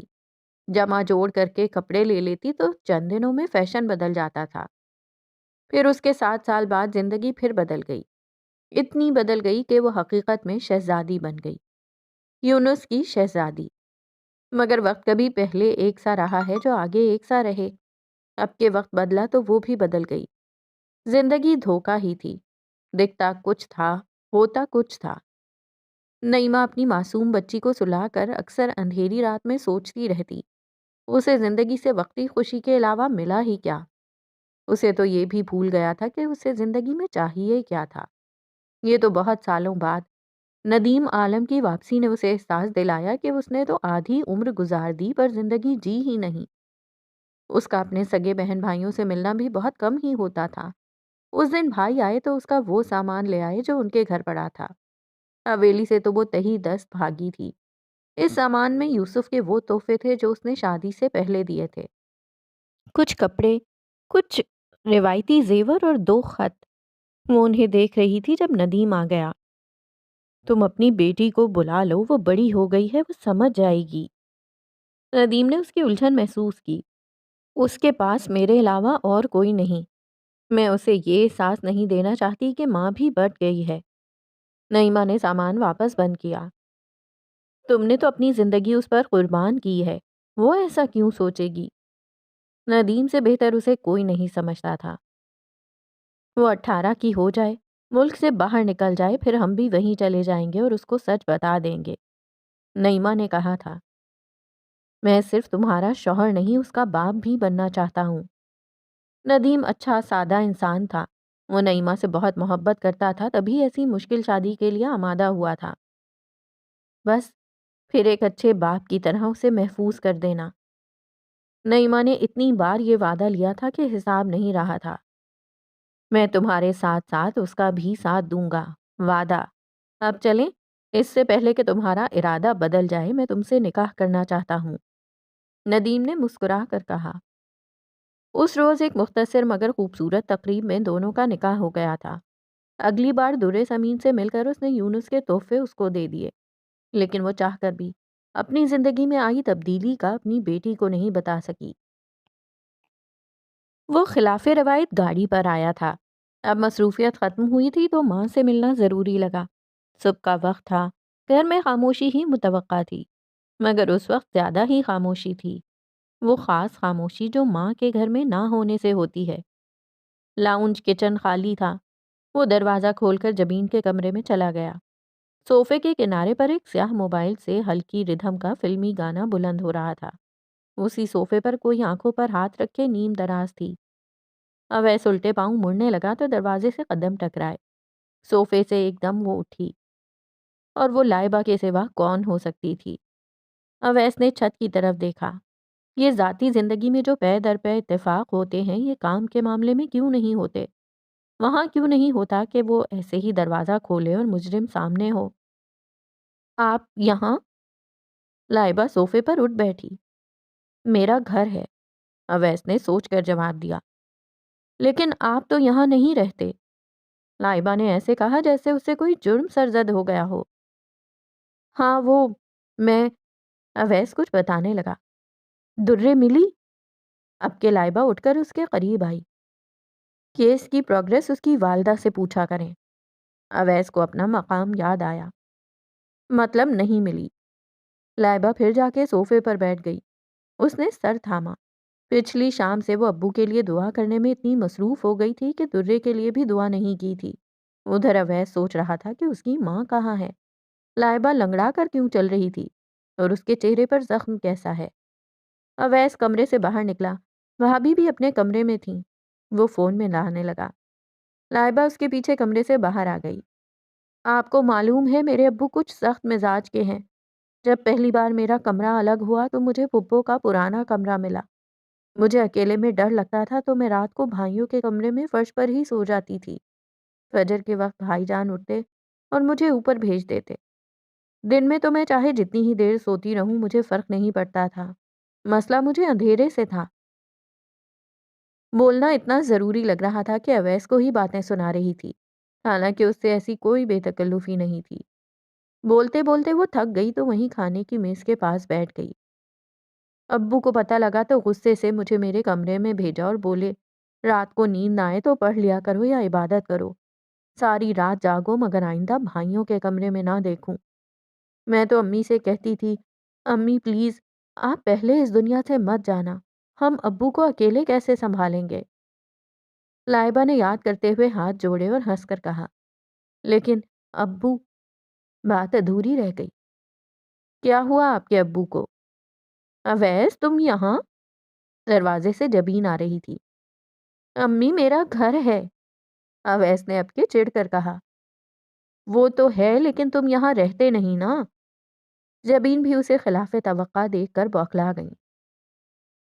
پچھلی رات جب جبین لائبہ اور راحت کو منا رہی تھی کہ ان کے گھر آ کر آرام کر لیں تو کتنی ہی بار اس نے تسلی دی تھی کہ اویس وہاں پر نہیں ہوتا، انہیں کوئی دقت نہیں ہوگی۔ اب آ ہی گیا ہوں تو کیا کر سکتے ہیں؟ اس نے سعادت مندی سے سر جھکایا۔ ہاں ہاں ظاہر ہے، آؤ تمہارا گھر ہے۔ دراصل کل رات ان لوگوں کے ساتھ بہت برا حادثہ ہو گیا تھا۔ یہ ماں بیٹی تو ٹھیک ہیں، ان کے ابو کو کافی چوٹیں آئی ہیں، اسپتال ہیں، اور وہ رکشے والا، اس کی حالت سب سے خراب ہے۔ ہو سکے تو اس کی خبر لے لینا، غریب آدمی ہے، جبین نے بتایا۔ لائبہ پھر سے کھڑی ہو گئی۔ آنٹی آپ نے مجھے جگا دیا ہوتا۔ اس کو شرمندگی ہو رہی تھی کہ وہ صبح ہونے تک سوتی رہی۔ میں اور تمہارے انکل تمہاری امی کو چھوڑ آئے ہیں، تمہارے ابو بہت بہتر ہیں، اچھا ہی ہوا تم نے بھی آرام کر لیا۔ پھر انہوں نے اویس کو دیکھا۔ اسپتال میں تیمارداروں کو آرام کہاں ملتا ہے، یہ تو آ ہی نہیں رہی تھی، بڑی مشکل سے انہیں لے کر آئی تھی کہ رات گزار لیں۔ چلو بیٹا تم ناشتہ کر لو، دوپہر میں تم چلی جانا اور راحت کو بھیج دینا۔ جبین ایک جملہ اویس سے کہہ رہی تھی اور ایک لائبہ سے۔ مجھے بھوک نہیں ہے، مجھے بس ابو کے پاس جانا ہے، لائبہ نے کہا۔ آپ بے فکر رہیں، آپ کے ابو ٹھیک ہو جائیں گے، اویس نے تسلی دی۔ اور درے؟ لائبہ نے پھر پوچھا۔ جس کو ساری خبریں تھیں وہ سامنے کھڑا تھا، وہ کیوں نہیں بتا رہا تھا؟ وہ تو 164 ہی بتائے گا، اویس نے کہا۔ اچھا بیٹا ناشتہ کیا کرو گی؟ جبین پھر اپنی کہنے لگی۔ لائبہ کیا کہتی، ان سے کل ہی تو ملی تھی، جب سے ملی تھی جبین جتنا پیار کر رہی تھی اس سے 4 گنا زیادہ اصرار کر رہی تھی۔ اس وقت بھی وہ ناشتے کی زبردستی کرتے ہوئے کچن میں چلی گئیں۔ لائبہ کو پیچھے جانا چاہیے تھا مگر اس نے اویس کو دیکھا۔ ایک بار پھر درے کا پوچھ کر وہ شرمندہ نہیں ہونا چاہتی تھی۔ مجھے ناشتہ نہیں کرنا، لائبہ ہمنق سے انداز میں بولی۔ کر لیں، دن مشکل ہے، پیٹ خالی نہیں ہونا چاہیے، اویس نے عقل سے مشورہ دیا۔ صحیح کہہ رہے ہیں آپ، لائبہ نے ایسے ہی کچھ سوچا۔ مجھے لگتا ہے مجھے آپ سے شادی کر لینی چاہیے۔ اس کا دماغ سچ میں چکرایا ہوا تھا ورنہ کہنے سے پہلے ایک بار تو ضرور سوچتی۔ اویس نے بھی لوگوں کو حادثوں کے بعد بہکی باتیں کرتے بہت بار سنا تھا۔ سوچا تو میں نے بھی تھا، مگر پچھلی 3 ملاقاتوں میں اس نتیجے پر پہنچا ہوں کہ آپ کے ساتھ ایکسیڈنٹ بہت ہوتے ہیں۔ وہ دل ہی دل میں مسکرا رہا تھا۔ بس یہ ان 4 دنوں میں 2 ہو گئے، ویسے میرا ریکارڈ بالکل صاف ہے۔ مجھے لگتا ہے میں آپ کے لیے پرفیکٹ ہوں۔ میں سیریس بھی ہو جاتی ہوں جو آپ کو اچھا لگے گا، اور میں بہت باتونی ہوں جو آپ کی امی کو اچھا لگے گا۔ وہ اب بھی نہایت سنجیدگی سے کہہ رہی تھی۔ اتنے مصروف دنوں میں آپ کو یہ خیال کیوں آیا؟ وہ جانتا تھا ابھی وہ گھبراہٹ میں سب کہہ رہی تھی۔ آپ سے شادی ہو گئی تو ہم مل کر درے کو بچا لیں گے، میری پڑھائی بھی نہیں چھوٹے گی، وہ بہت اعتماد سے کہہ رہی تھی۔ آپ مجھے اپنے ارادوں کی سیڑھی سمجھ رہی ہیں؟ اویس کو اچھا نہیں لگا۔ صرف میرا فائدہ تو نہیں ہے، آپ کا بھی تو ہوگا۔ کیوں، کیا میں آپ کو اچھی نہیں لگتی؟ آپ نے ڈاکٹر کو دکھایا تھا؟ پکی بات ہے آپ کو کوئی اندرونی چوٹ نہیں آئی؟ اویس بات پلٹنا چاہتا تھا۔ جبین آ گئی۔ یہ لو، انڈا لائی ہوں، پسند ہے؟ پھر وہی بولتی رہی۔ اویس چاہ کر بھی نہیں کہہ سکا کہ شاید وہ لائبہ کو اچھا نہیں لگتا جو اس سے منسوب ہونے کے دوسرے بہانے ڈھونڈ رہی تھی، ورنہ اسے تو لائبہ پسند تھی۔ ناشتے کے بعد لائبہ اسپتال جانے کے لیے تیار ہو کر آئی، تب تک اویس جا بھی چکا تھا۔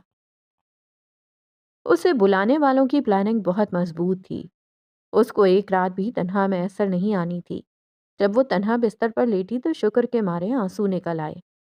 فرش پر سوتی ہوئی پرانی ملازمہ کی نیند کچی تھی، اس کی ہر کروٹ پر کھل رہی تھی، پھر بھی وہ خوش تھی۔ وہ اکیلی تھی اور کم از کم اس رات وہ آزاد تھی۔ میں نے سوچا اگر میرے بیٹے کو اہمیت نہیں مل رہی تو کیا ہوا، چھوٹے کو دونوں کے حصے کی مل رہی ہے، لیکن یہ تو سب کے سامنے زمان کو ذلیل کروا دیا خان صاحب نے۔ عصمت غصے میں تھی۔ جس قوت سے ہم دوسروں سے لڑتے تھے لگتا ہے اب وہی جبر اب ہمارے اپنے گھر میں برسنے والا ہے۔ یوسف بھی گہری سوچ میں تھا۔ ہمارے گھر، ہمیں کس سے خطرہ ہوگا؟ اس نے حیران ہو کر پوچھا۔ آج زمان نے بشار کے خلاف تلوار اٹھائی۔ سب نے دیکھا وہ آخری وار کس نیت سے کیا گیا تھا۔ اگر ایسے ہی باپ کو چھوڑ کر بیٹے اور بڑے بھائی کو چھوڑ کر چھوٹے بھائی کو فوقیت دی جاتی رہی تو ہتھیار ایک دوسرے کے خلاف بھی اٹھ سکتے ہیں۔ یوسف نے اپنی بیوی کو گھمبیر انداز میں دیکھا۔ اس کے باوجود خان صاحب کا فیصلہ ہے کہ یونس کی بیٹی زمان کی بیوی بنے۔ وہ لڑکی اپنی ماں کی طرح فساد لائے گی۔ عصمت نے کہا کہ ان کا فیصلہ نہیں، ان کی ضد ہے، اور ان کی ضد کا کوئی توڑ نہیں۔ یوسف کچھ سوچ رہا تھا، پھر اچھی طرح سے سوچ کر اس نے اپنی بیوی کو دیکھا۔ ایک بات تو بتاؤ، یہ تو پتہ لگ گیا کہ خان صاحب کو مجھ سے زیادہ زمان پسند ہے، لیکن اگر میں ان کی مرضی کے خلاف جا کر کچھ کروں تو کیا وہ مجھے معاف کر دیں گے؟ یہ سوچنے سے بہتر ہے کہ آپ یہ حساب لگائیں کہ آپ میں سزا برداشت کرنے کی کتنی طاقت ہے، کیونکہ خان صاحب اور معافی۔ وہ آنکھیں گھما کر اپنے کام میں مصروف ہو گئی۔ زہلا یعنی درِ زمین کے آنے کے بعد 2 سورج طلوع ہو چکے تھے۔ وہ 2 راتیں درِ زمین چین سے سوئی تھیں تو مہراب خان نے تڑپ کر کاٹی تھیں۔ انہوں نے بشار کا منہ تک نہیں دیکھا تھا۔ زمان نے شرمندگی کے مارے خود اپنا منہ چھپا لیا تھا۔ اب بھی اسے ڈھونڈنے جانے والوں نے آ کر بتایا تھا کہ وہ نہیں ملا۔ وہ یوں روپوش نہ ہوا ہوتا تو تلوار ٹوٹنے کے باوجود وہ زمان اور زاہلہ کا نکاح کروا چکے ہوتے۔ وہ تلوار! میراب خان کو یاد آیا۔ پرانی ہونے کے باوجود وہ ان کے دادا کی تلوار، اس تلوار سے زیادہ مضبوط تھی جو بشار چلا رہا تھا۔ وہ ٹوٹ گئی تھی کیونکہ اس نے بشار پر وار کیا تھا۔ مہراب خان نے کلس کر سوچا، جن ہاتھوں کی مضبوطی کو خود سینچا تھا اس کا وار اس بار کلیجے پر پڑا تھا۔ بشار کو بلاؤ، انہوں نے کسی کو کہا۔ بشار تو بے چینی سے قریب ہی بھٹک رہا تھا، فوراً حاضر ہو گیا۔ ایسا کام کیوں کیا کہ سر جھکا کر کھڑے ہونا پڑے؟ میں شرمندہ ہوں، آخری بار بہت اچانک تھا۔ سیب چھری پر گرے یا چھری سیب پر، کٹتا سیب ہی ہے۔ آئندہ کے لیے یاد رکھنا، چاہے تمہاری جان چلی جائے مگر ہماری عزت پر حرف نہ آئے۔ مہراب خان نے گرج کر کہا۔ ادب سے جھکی بشار کی نگاہ بے یقینی سے اٹھی۔ یہ بات وہ کبھی خود بھی کہہ چکا تھا کہ مہراب خان کی عزت اس کی جان سے زیادہ قیمتی ہے، لیکن مہراب خان کے منہ سے یہ سننا گلا دبائے جانے کے مترادف تھا۔ جو تم نے بگاڑا ہے اب تم ہی سنبھالو، جاؤ اور زمان کو لے کر آؤ۔ اس حکم کے ساتھ تو مہراب خان نے جیسے اس پر تھوک دیا۔ زمان کو ڈھونڈنا مشکل نہیں ہونا تھا، مشکل اسے لے کر آنا تھا۔ وہ اچھے سے جانتے تھے کہ بشار کو زمان کی انا کی بھرپائی شاید اپنی ناک رگڑ کر دینی پڑے، پھر بھی ان کا وہی حکم تھا۔ وہ خاموش رہا۔ وہ سر اٹھا کر کہتا تھا کہ خان کے علاوہ کسی کا حکم نہیں مانتا، لیکن وہ یہ نہیں جانتا تھا کہ خان کے حکم اتنے کٹھن ہو جائیں گے۔ مہراب خان نے ایک اور ملازم کو اشارہ کیا۔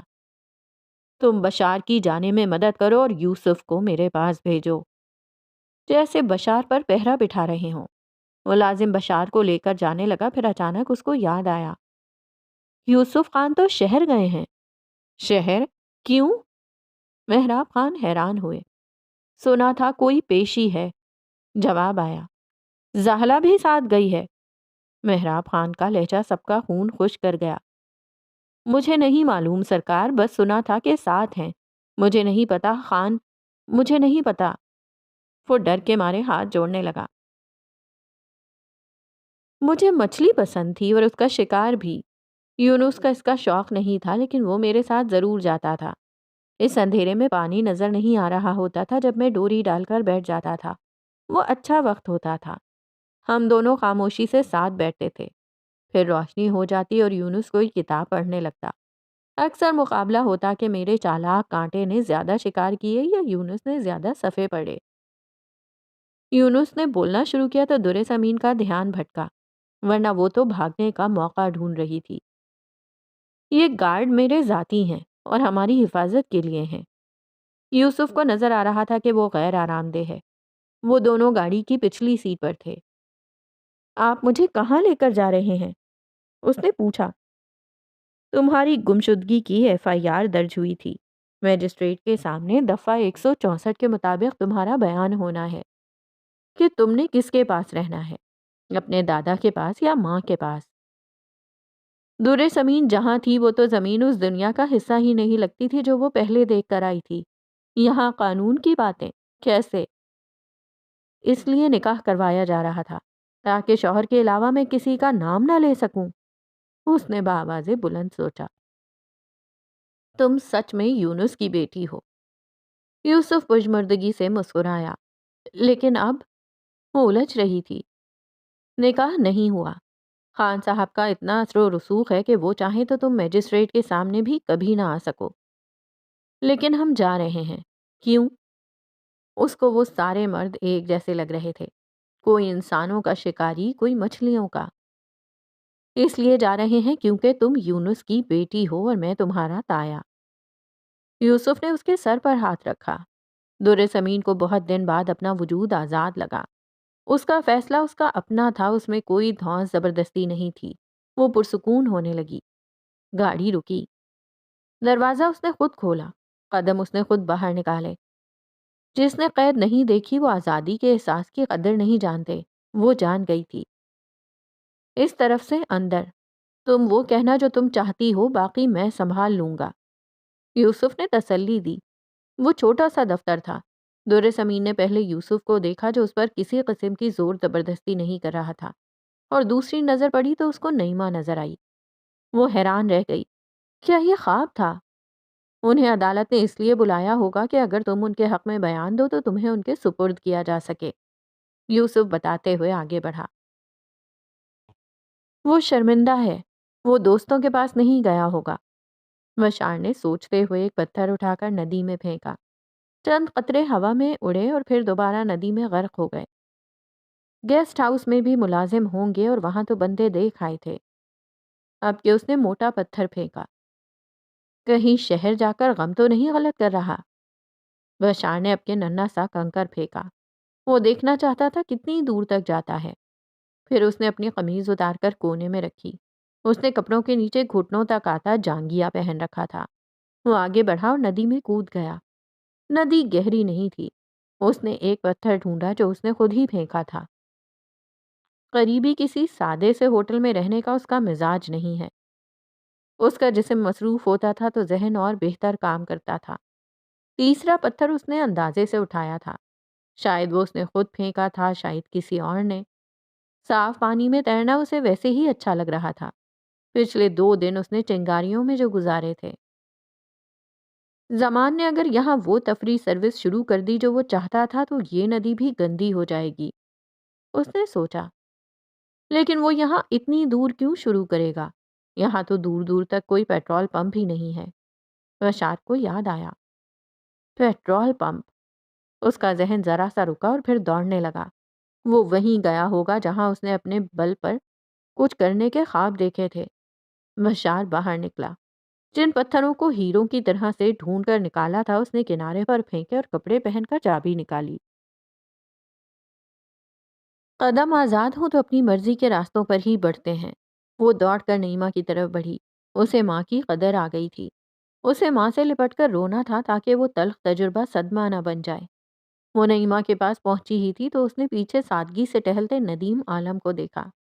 وہ ہاتھ باندھے سر جھکائے ایسے تھے جیسے وقت گزار رہے ہوں۔ در زمین کو احساس ہوا وہ ہمیشہ سے نعیمہ کے پس منظر میں ہوتے تھے۔ ایسے ہی کبھی خاموشی سے ٹہلتے، کبھی کسی سادے سے کام میں مصروف، ہمیشہ نعیمہ سے ایک آواز دور، ہمیشہ اس کے منتظر۔ یہ بات اس نے پہلے کیوں نہیں دیکھی تھی؟ تم ٹھیک ہو؟ انہوں نے مارا تو نہیں؟ انہیں کہو تمہارا حصہ رکھ لیں، سزا دینی ہے تو مجھے دیں، وہاں سے نکلنے کا فیصلہ میرا تھا۔ نعیمہ اس کو چھو کر تسلی کر رہی تھی کہ وہ ٹھیک ہے۔ در زمین کو لگ رہا تھا سب خواب ہے، اس سے بولا نہیں جا رہا تھا۔ تمہارے ہاتھوں پر نشان کیسے ہیں؟ کیا تمہیں باندھا تھا؟ نعیمہ کی رفتار جتنی تیز تھی در زمین کی اتنی ہی کم۔ کیا آپ نے ندیم انکل سے شادی کر لی ہے؟ بولی بھی تو کیا، اس نے ماں کو گلے نہیں لگایا۔ نعیمہ کی کلائیاں کانپیں، ان میں چوڑیاں تھیں، ان پر بھی اس نے پہلے غور نہیں کیا تھا۔ سادے سے ڈیزائن کی سونے کی 3 چوڑیاں۔ وہ تمہیں تو ندیم انکل اچھے لگتے تھے، نعیمہ نے کہا۔ جب سوال کے جواب میں سوال آنے لگے، مطلب آگے والا لاجواب ہو گیا ہے۔ پھر چھپایا کیوں؟ اسے لگ رہا تھا کہ وہ اس دنیا میں اب کسی کو نہیں پہچانتی۔ وہ جیسے لمبے بالوں والی شہزادی تھی جس نے ساری عمر ایک ٹاور میں قید گزار دی تھی۔ میں تمہیں بچا رہی تھی، جیسے میں تمہاری ہمت ہوں ندیم، میری ہمت ہے۔ مجھے تم سے کچھ چھپانا نہیں چاہیے تھا۔ نعیمہ کے چہرے پر پچھتاوا تھا۔ اگلے ہی لمحے ندیم عالم پس منظر سے نکل کر نعیمہ کے قریب آ گئے۔ تمہاری شال۔ انہوں نے نعیمہ کو شال تھماتے ہوئے لمحہ بھر کو نعیمہ کا ہاتھ دبایا، جیسے کہہ رہے ہوں کہ میں پاس ہوں، تم حوصلہ رکھو۔ در سمین نے یہ منظر بھی دیکھ لیا، کیونکہ اب اس کی آنکھیں کھل چکی تھیں۔ ٹھیک ہے ہماری بہادر بچی، بس ایک آخری پڑاؤ، پھر سب پہلے جیسا ہو جائے گا۔ ندیم نے دونوں ماں بیٹی کو پرامید نگاہوں سے سمجھایا اور درے کا سر تھپتھپایا۔ پہلے جیسا؟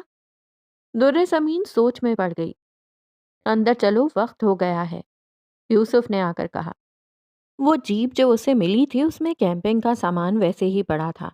اس نے پہاڑی پر پہنچ کر فولڈنگ کرسی نکالی، میز رکھی، انگیٹھی جلائی اور چائے بنانے لگا۔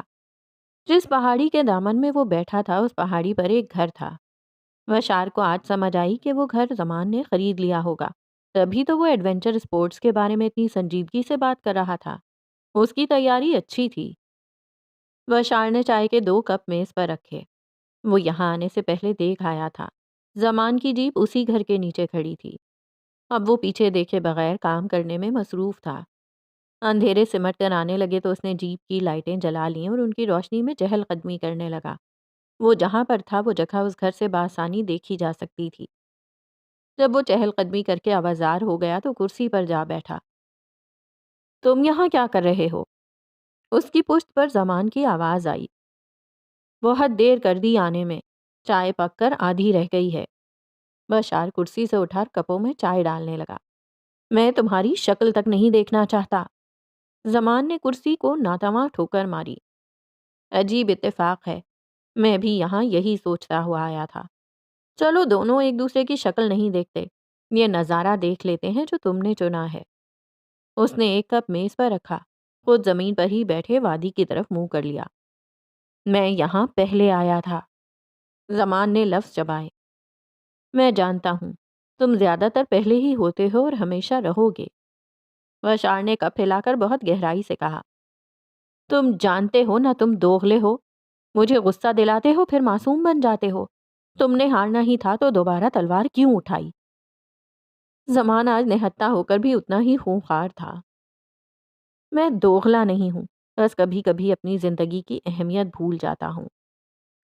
بشار نے محراب خان کے الفاظ یاد کیے اور اپنی سانسیں 2 کوڑی کی لگیں۔ میں تمہیں جان سے نہیں مارنے والا تھا۔ زمان نے جھوٹ بولا۔ جانتا ہوں۔ بشار نے بھی جھوٹ کو سہارا دیا۔ کیا بناؤ گے اس زمین پر؟ کیمپنگ کی جگہ اور نیچے راک کلائمبنگ اچھی رہے گی۔ بشار نے آگے ہو کر گہرائی میں جھانکا۔ بکواس بند کرو اور جاؤ یہاں سے۔ زمان کو غصہ آیا۔ شکر تمہیں میری باتیں بکواس لگیں، تم ہمیشہ مجھے نظر انداز ہی کرتے تھے، اب اتنی اہمیت کیوں دینے لگے ہو؟ ہمارا تعلق پہلے جیسا ہی رہنے دو۔ بشار نے سمجھایا۔ تمہیں دیکھنا کون چاہتا ہے؟ تم جان کر ہمیشہ وہاں مارتے ہو جہاں درد ہوتی ہے۔ زمان کے پاس اس نفرت کی گہری وجہ تھی۔ یوں تنہا بیٹھے رہو گے تو یہ درد کبھی ختم نہیں ہوگا۔ واپس چلو، صرف پہلی نظر چبھے گی، دوسری نظر تک سب ٹھیک ہو چکا ہوگا۔ بشار نے سمجھایا۔ کیوں واپس آؤں؟ تمہاری جیت پر تالیاں پیٹنے؟ زمان اب بھی غصے میں تھا۔ نہیں، بلکہ یہ ثابت کرنے کہ تم نے ہار نہیں مانی۔ میدان چھوڑ کے بھاگ جاؤ گے تو مقابلہ ختم ہو جائے گا۔ ہم سالوں سے ایک دوسرے کے مقابلے پر ہیں۔ ایک مقابلہ ختم ہوا ہے، کل کوئی دوسرا ہوگا، پھر دیکھیں گے کون جیتتا ہے۔ بشار نے حل بتایا۔ مجھے خوشی ملنے والی تھی، تم سے برداشت نہیں ہوا۔ زمان اب بھی اسے ہی الزام دے رہا تھا۔ تمہیں بھی خوش ہونا چاہیے۔ خان نے مجھے بھیجا ہے خاص طور پر تمہیں لینے، وہ 2 دن سے تمہیں ڈھونڈ رہے ہیں۔ بشار نے بھی چائے کا کپ میز پر رکھ دیا۔ جبکہ سوکھی ہوئی چائے دیکھ کر لگ رہا تھا کہ وہ اتنی کڑوی ہو چکی ہے کہ اندر تک راحت پہنچا دے گی۔ خوشی تو تمہیں ہونی چاہیے کہ مجھے ایسا کر دیا ہے کہ اپنے ہی دادا کا سامنا کرنے سے گھبرا رہا ہوں۔ خوش ہوں میں، بہت خوش، بشار نے استہزائیہ انداز میں کہا۔ بشار کو اندر تک کڑواہٹ محسوس کرنے کے لیے چائے کی ضرورت نہیں تھی۔ اتنے ہی خوش ہو تو جاؤ یہاں سے، رہنے دو مجھے اکیلا۔ زمان پلٹ کر واپس جانے لگا۔ کم از کم وہ بشار کے کہنے پر تو واپس ہرگز نہیں جاتا۔ ٹھیک ہے، جانے سے پہلے اپنی امانت لے لو، بشار نے کہا۔ زمان نے رک کر اسے دیکھا۔ اس کی کون سی امانت؟ بشار نے آگے بڑھ کر جیپ میں موجود ایک بکسا نکالا اور زمان کو تھمایا۔ کھولے بغیر ہی زمان جانتا تھا کہ اس کے اندر کیا ہے، پھر بھی اس نے بکسا کھول کر دیکھا۔ اس کے ابو اب بہتر تھے۔ جان کا خطرہ ٹل گیا تھا، لیکن ان کی ٹانگ کا فریکچر بہت پریشان کن تھا۔ ڈاکٹروں نے ڈسچارج کا کہہ دیا تھا۔ اسی حالت میں ایمبولینس میں واپس اپنے شہر جانا تھا۔ لائبہ کے بھائی نے کہا تھا کہ جب ابو نے ملتان ہی آنا ہے تو ان کا سفر کر کے لاہور آنے کا جواز نہیں۔ ویسے بھی وہاں لائبہ سب اچھے سے سنبھال رہی تھی۔ چلیں ابو، کچھ کھا لیں، اس نے اہتمام سے لگائی ٹرے باپ کے سامنے کی۔ اتنا سب کیوں لے آئی ہو؟ جاوید کا بھی کچھ کھانے کو دل نہیں کرتا تھا۔ میں نے سوچا آپ کی خوب خدمت کروں گی، اسی بہانے آپ سے ڈر لگنا کم ہو جائے گا۔ اسے بنا سوچے سمجھے بولنے کی عادت ہی ہو گئی تھی۔ کیا؟ اس کے ابو نے سن لیا تھا پر سمجھے نہیں۔ میں آپ کے لیے باہر جا کر فلیورڈ یوگرٹ بھی لائی ہوں، اس نے بات پلٹی۔ تمہیں مجھ سے ڈر لگتا تھا؟ یہ سوال اس باپ نے پوچھا تھا جس کو فی الحال اپنی بیٹی اپنا سب سے بڑا سہارا محسوس ہو رہی تھی۔ لائبہ نے ابو کا بیڈ اونچا کر کے ان کو رومال لگایا۔ تھوڑا سا تو لگتا تھا، اس کی آواز ہلکی تھی۔ آپ کے سامنے بات کرنی ہوتی تھی تو میں رک رک کر کہتی تھی، تاکہ جس موقع پر آپ کو غصہ آنے لگے وہیں بات روک دوں۔ وہ باپ کے لیے پانی ڈالتے ہوئے کہہ رہی تھی۔ جاوید کو پہلی بار اس بات سے تکلیف ہوئی کہ اس کی بیٹی کو اس سے ڈر لگتا ہے، مگر کیا کہتا؟ یہ روب تو اس نے بہت محنت سے بچوں میں ڈالا تھا۔ وہ خاموشی سے کھانے لگا۔ راحت پاس ہی بیٹھی سورہ رحمان پڑھ رہی تھی۔ میں اپنے لیے بھی لبن لائی ہوں، ٹھنڈی ٹھار لسی، باہر فریج میں رکھی ہے۔ وہی اس کی بولنے کی عادت۔ اچھا ہے تم ساتھ جا رہی ہو، تمہارے ابو کو تمہاری ضرورت ہوگی، راحت نے سپارہ بند کرتے ہوئے کہا۔ لوگ پھر باتیں کریں گے۔ جب میں ایمبولینس میں پہنچوں گا کہ بیٹی کو لینے گئے تھے اپنی ٹانگ توڑوا کر آ گئے، اس خاندان کے ساتھ تو مسئلے ہی ختم نہیں ہوتے۔ جاوید نے نوالا چباتے ہوئے غائبانہ طور پر اور بھی کچھ چبایا۔ ایسے لوگوں کی کیوں سننی جن کو صرف باتیں بنانی آتی ہیں؟ راحت اب سچ میں آوازار ہو چکی تھی۔ جاوید سوچتا رہا، کھاتا رہا۔ میں کلیئرنس کروا لاؤں، یہ پھر لائبہ نے ہی کہا اور فائل لے کر باہر چلی گئی۔ وہاں ایک پورا سسٹم تھا جس کے تحت سب ہو رہا تھا، لیکن ان کو لائبہ کے ہونے سے جتنا آسرا تھا وہ بیان نہیں کر سکتے تھے۔ شاکرا پھپھو بھی آئی تھیں، رو دھو کر سر میں درد کیا اور چل دیں۔ اس نے ہفتہ بھر رہنا تھا۔ بھائی کے لیے جلدی واپسی کا اس نے مروتن بھی نہیں پوچھا۔ پریشان نہ ہو، سب ٹھیک ہو جائے گا۔ راحت نے دیکھا وہ بہت دیر سے خاموش تھے۔ پریشان نہیں ہوں، سوچ رہا ہوں لوگوں کو میرے ایکسیڈنٹ سے نیا موضوع ہی مل رہا ہے تانوں کا، تو کیوں نہ لائبہ کو رہنے ہی دیں۔ جاوید نے بیگم سے کہتے ہوئے سوچا۔ راحت کو اس مشکل لمحے میں ایک دم سکون کا احساس ہوا۔ لائبہ پیکٹ میں اسٹرو ڈالتے ہوئے آرام سے چل رہی تھی۔ فائل اس نے دے دی تھی، چند منٹوں میں سارا حساب کلیئر ہو کر مہر لگ جانی تھی۔ پہلا گھونٹ بھرتے ہی اس کو اپنی ایک اور اچھی عادت کا احساس ہوا۔ وہ پیچھے مڑ کر دیکھنے والوں میں سے نہیں تھی۔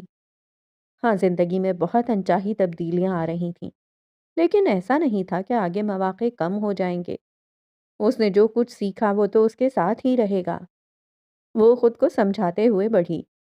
ایک تو اسپتال میں ویسے ہی دکھ درد، پریشانیاں اور مصیبتیں، اوپر سے ٹی وی پر بھی وہاں خبرنامہ ہی چل رہا تھا۔ لال لال چمکدار ٹکر دیکھ کر لائبہ رخ موڑنے والی تھی جب اس نے پولیس والے کے منہ سے مغویہ کا لفظ سنا۔ جی، مغویہ نے خود جا کر مجسٹریٹ کے سامنے بیان دیا ہے اور کہا ہے کہ وہ اپنی مرضی سے اپنے دادا کے پاس آئی ہیں۔ یہ دیکھیں ان کے دستخط۔ پریس کانفرنس کرتے ہوئے افسر نے کاغذ بھی دکھائے۔ لیکن ایسا کیسے ہو سکتا تھا؟ درے ایسا نہیں کر سکتی تھی۔ بچی نے اگر اپنی مرضی سے جانا ہوتا تو اپنا سامان لے کر جاتی۔ آپ تو کہہ رہے ہیں کہ اس کا موبائل فون تک پیچھے رہ گیا تھا؟ ایک صحافی نے بڑے تیکھے انداز میں سوال کیا۔ یہ خاندانی دشمنی کا معاملہ تھا جو بچی کی ماں کی اس کے دادا کے ساتھ تھی۔ بچی کا اس دشمنی میں کوئی حصہ نہیں تھا۔ ہم نے اس کو الگ بٹھا کر پوری طرح سے تسلی کی ہے کہ وہ یہ بیان کسی دباؤ میں نہیں دے رہی۔ لائبہ کے ہاتھ سے پیکٹ چھوٹ گیا۔ دودھ کی سفید دھار اس کے قدموں میں بہنے لگی۔ اس کا دل چیخنے لگا۔ یقیناً وہ پہلے سے بھی بڑی مصیبت میں ہے۔ اس کو اپنے لیے لڑنا نہیں آتا۔ وہ تو دوسروں کو خوش کرنے کے لیے خاموشی اختیار کر لیتی ہے۔ لائبہ اسکرین میں بیٹھے ان تمام لوگوں کو دل ہی دل میں قائل کر رہی تھی، مگر اس کی گواہی کی وہ اہمیت نہیں تھی جو در سمین کے دستخط کی تھی۔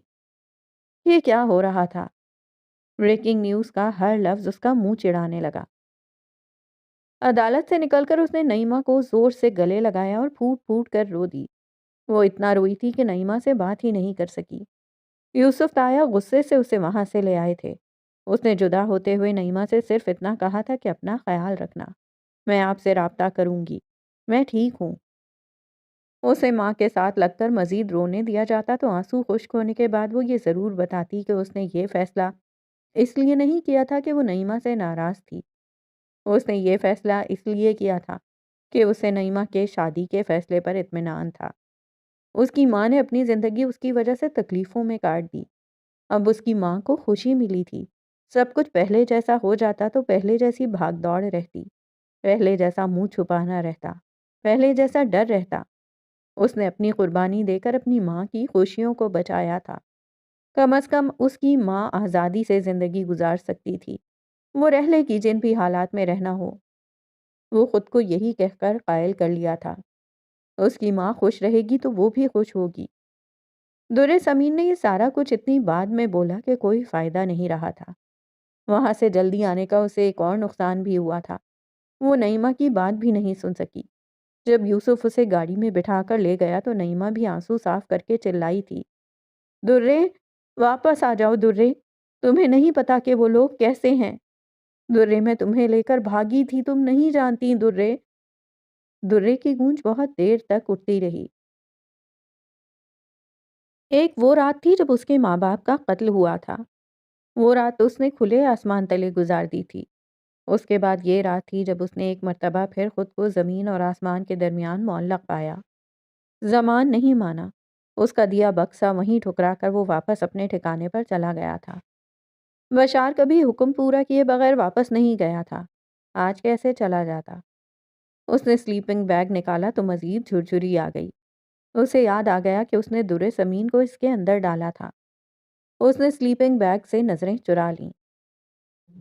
اس کو لانا خان کا فیصلہ تھا، صحیح ہی ہوگا۔ اس نے بے چین دل کو تسلی دی، پھر خالی گھاس پر ہی لیٹ گیا اور آسمان دیکھنے لگا۔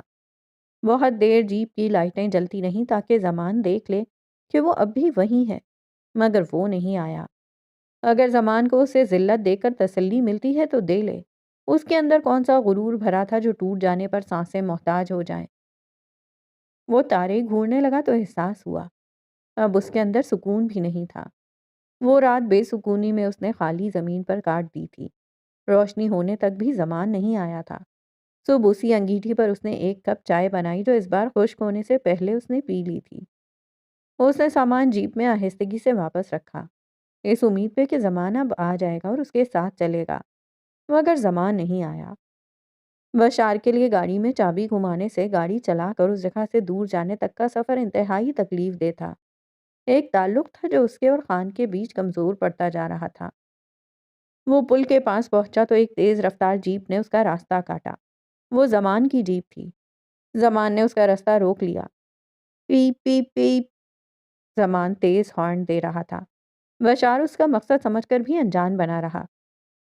اگر واپس ہی آنا تھا تو ساری رات مجھے کیوں جگایا؟ بشار نے کہا۔ زمان جیپ سے اتر کر بشار کے پاس آیا۔ میں بھی ساری رات نہیں سویا، تمہیں زمین پر سوتا دیکھ کر مزہ ہی اتنا آ رہا تھا۔ زمان نے قہقہا لگایا، پھر خود ہی بشار کی جیب سے وہ بکسا نکالا، پھر ایسی تیزی سے گاڑی پل پر سے لے گیا کہ کچھ دیر تک لگتا رہا جیسے پل جھول رہا ہے۔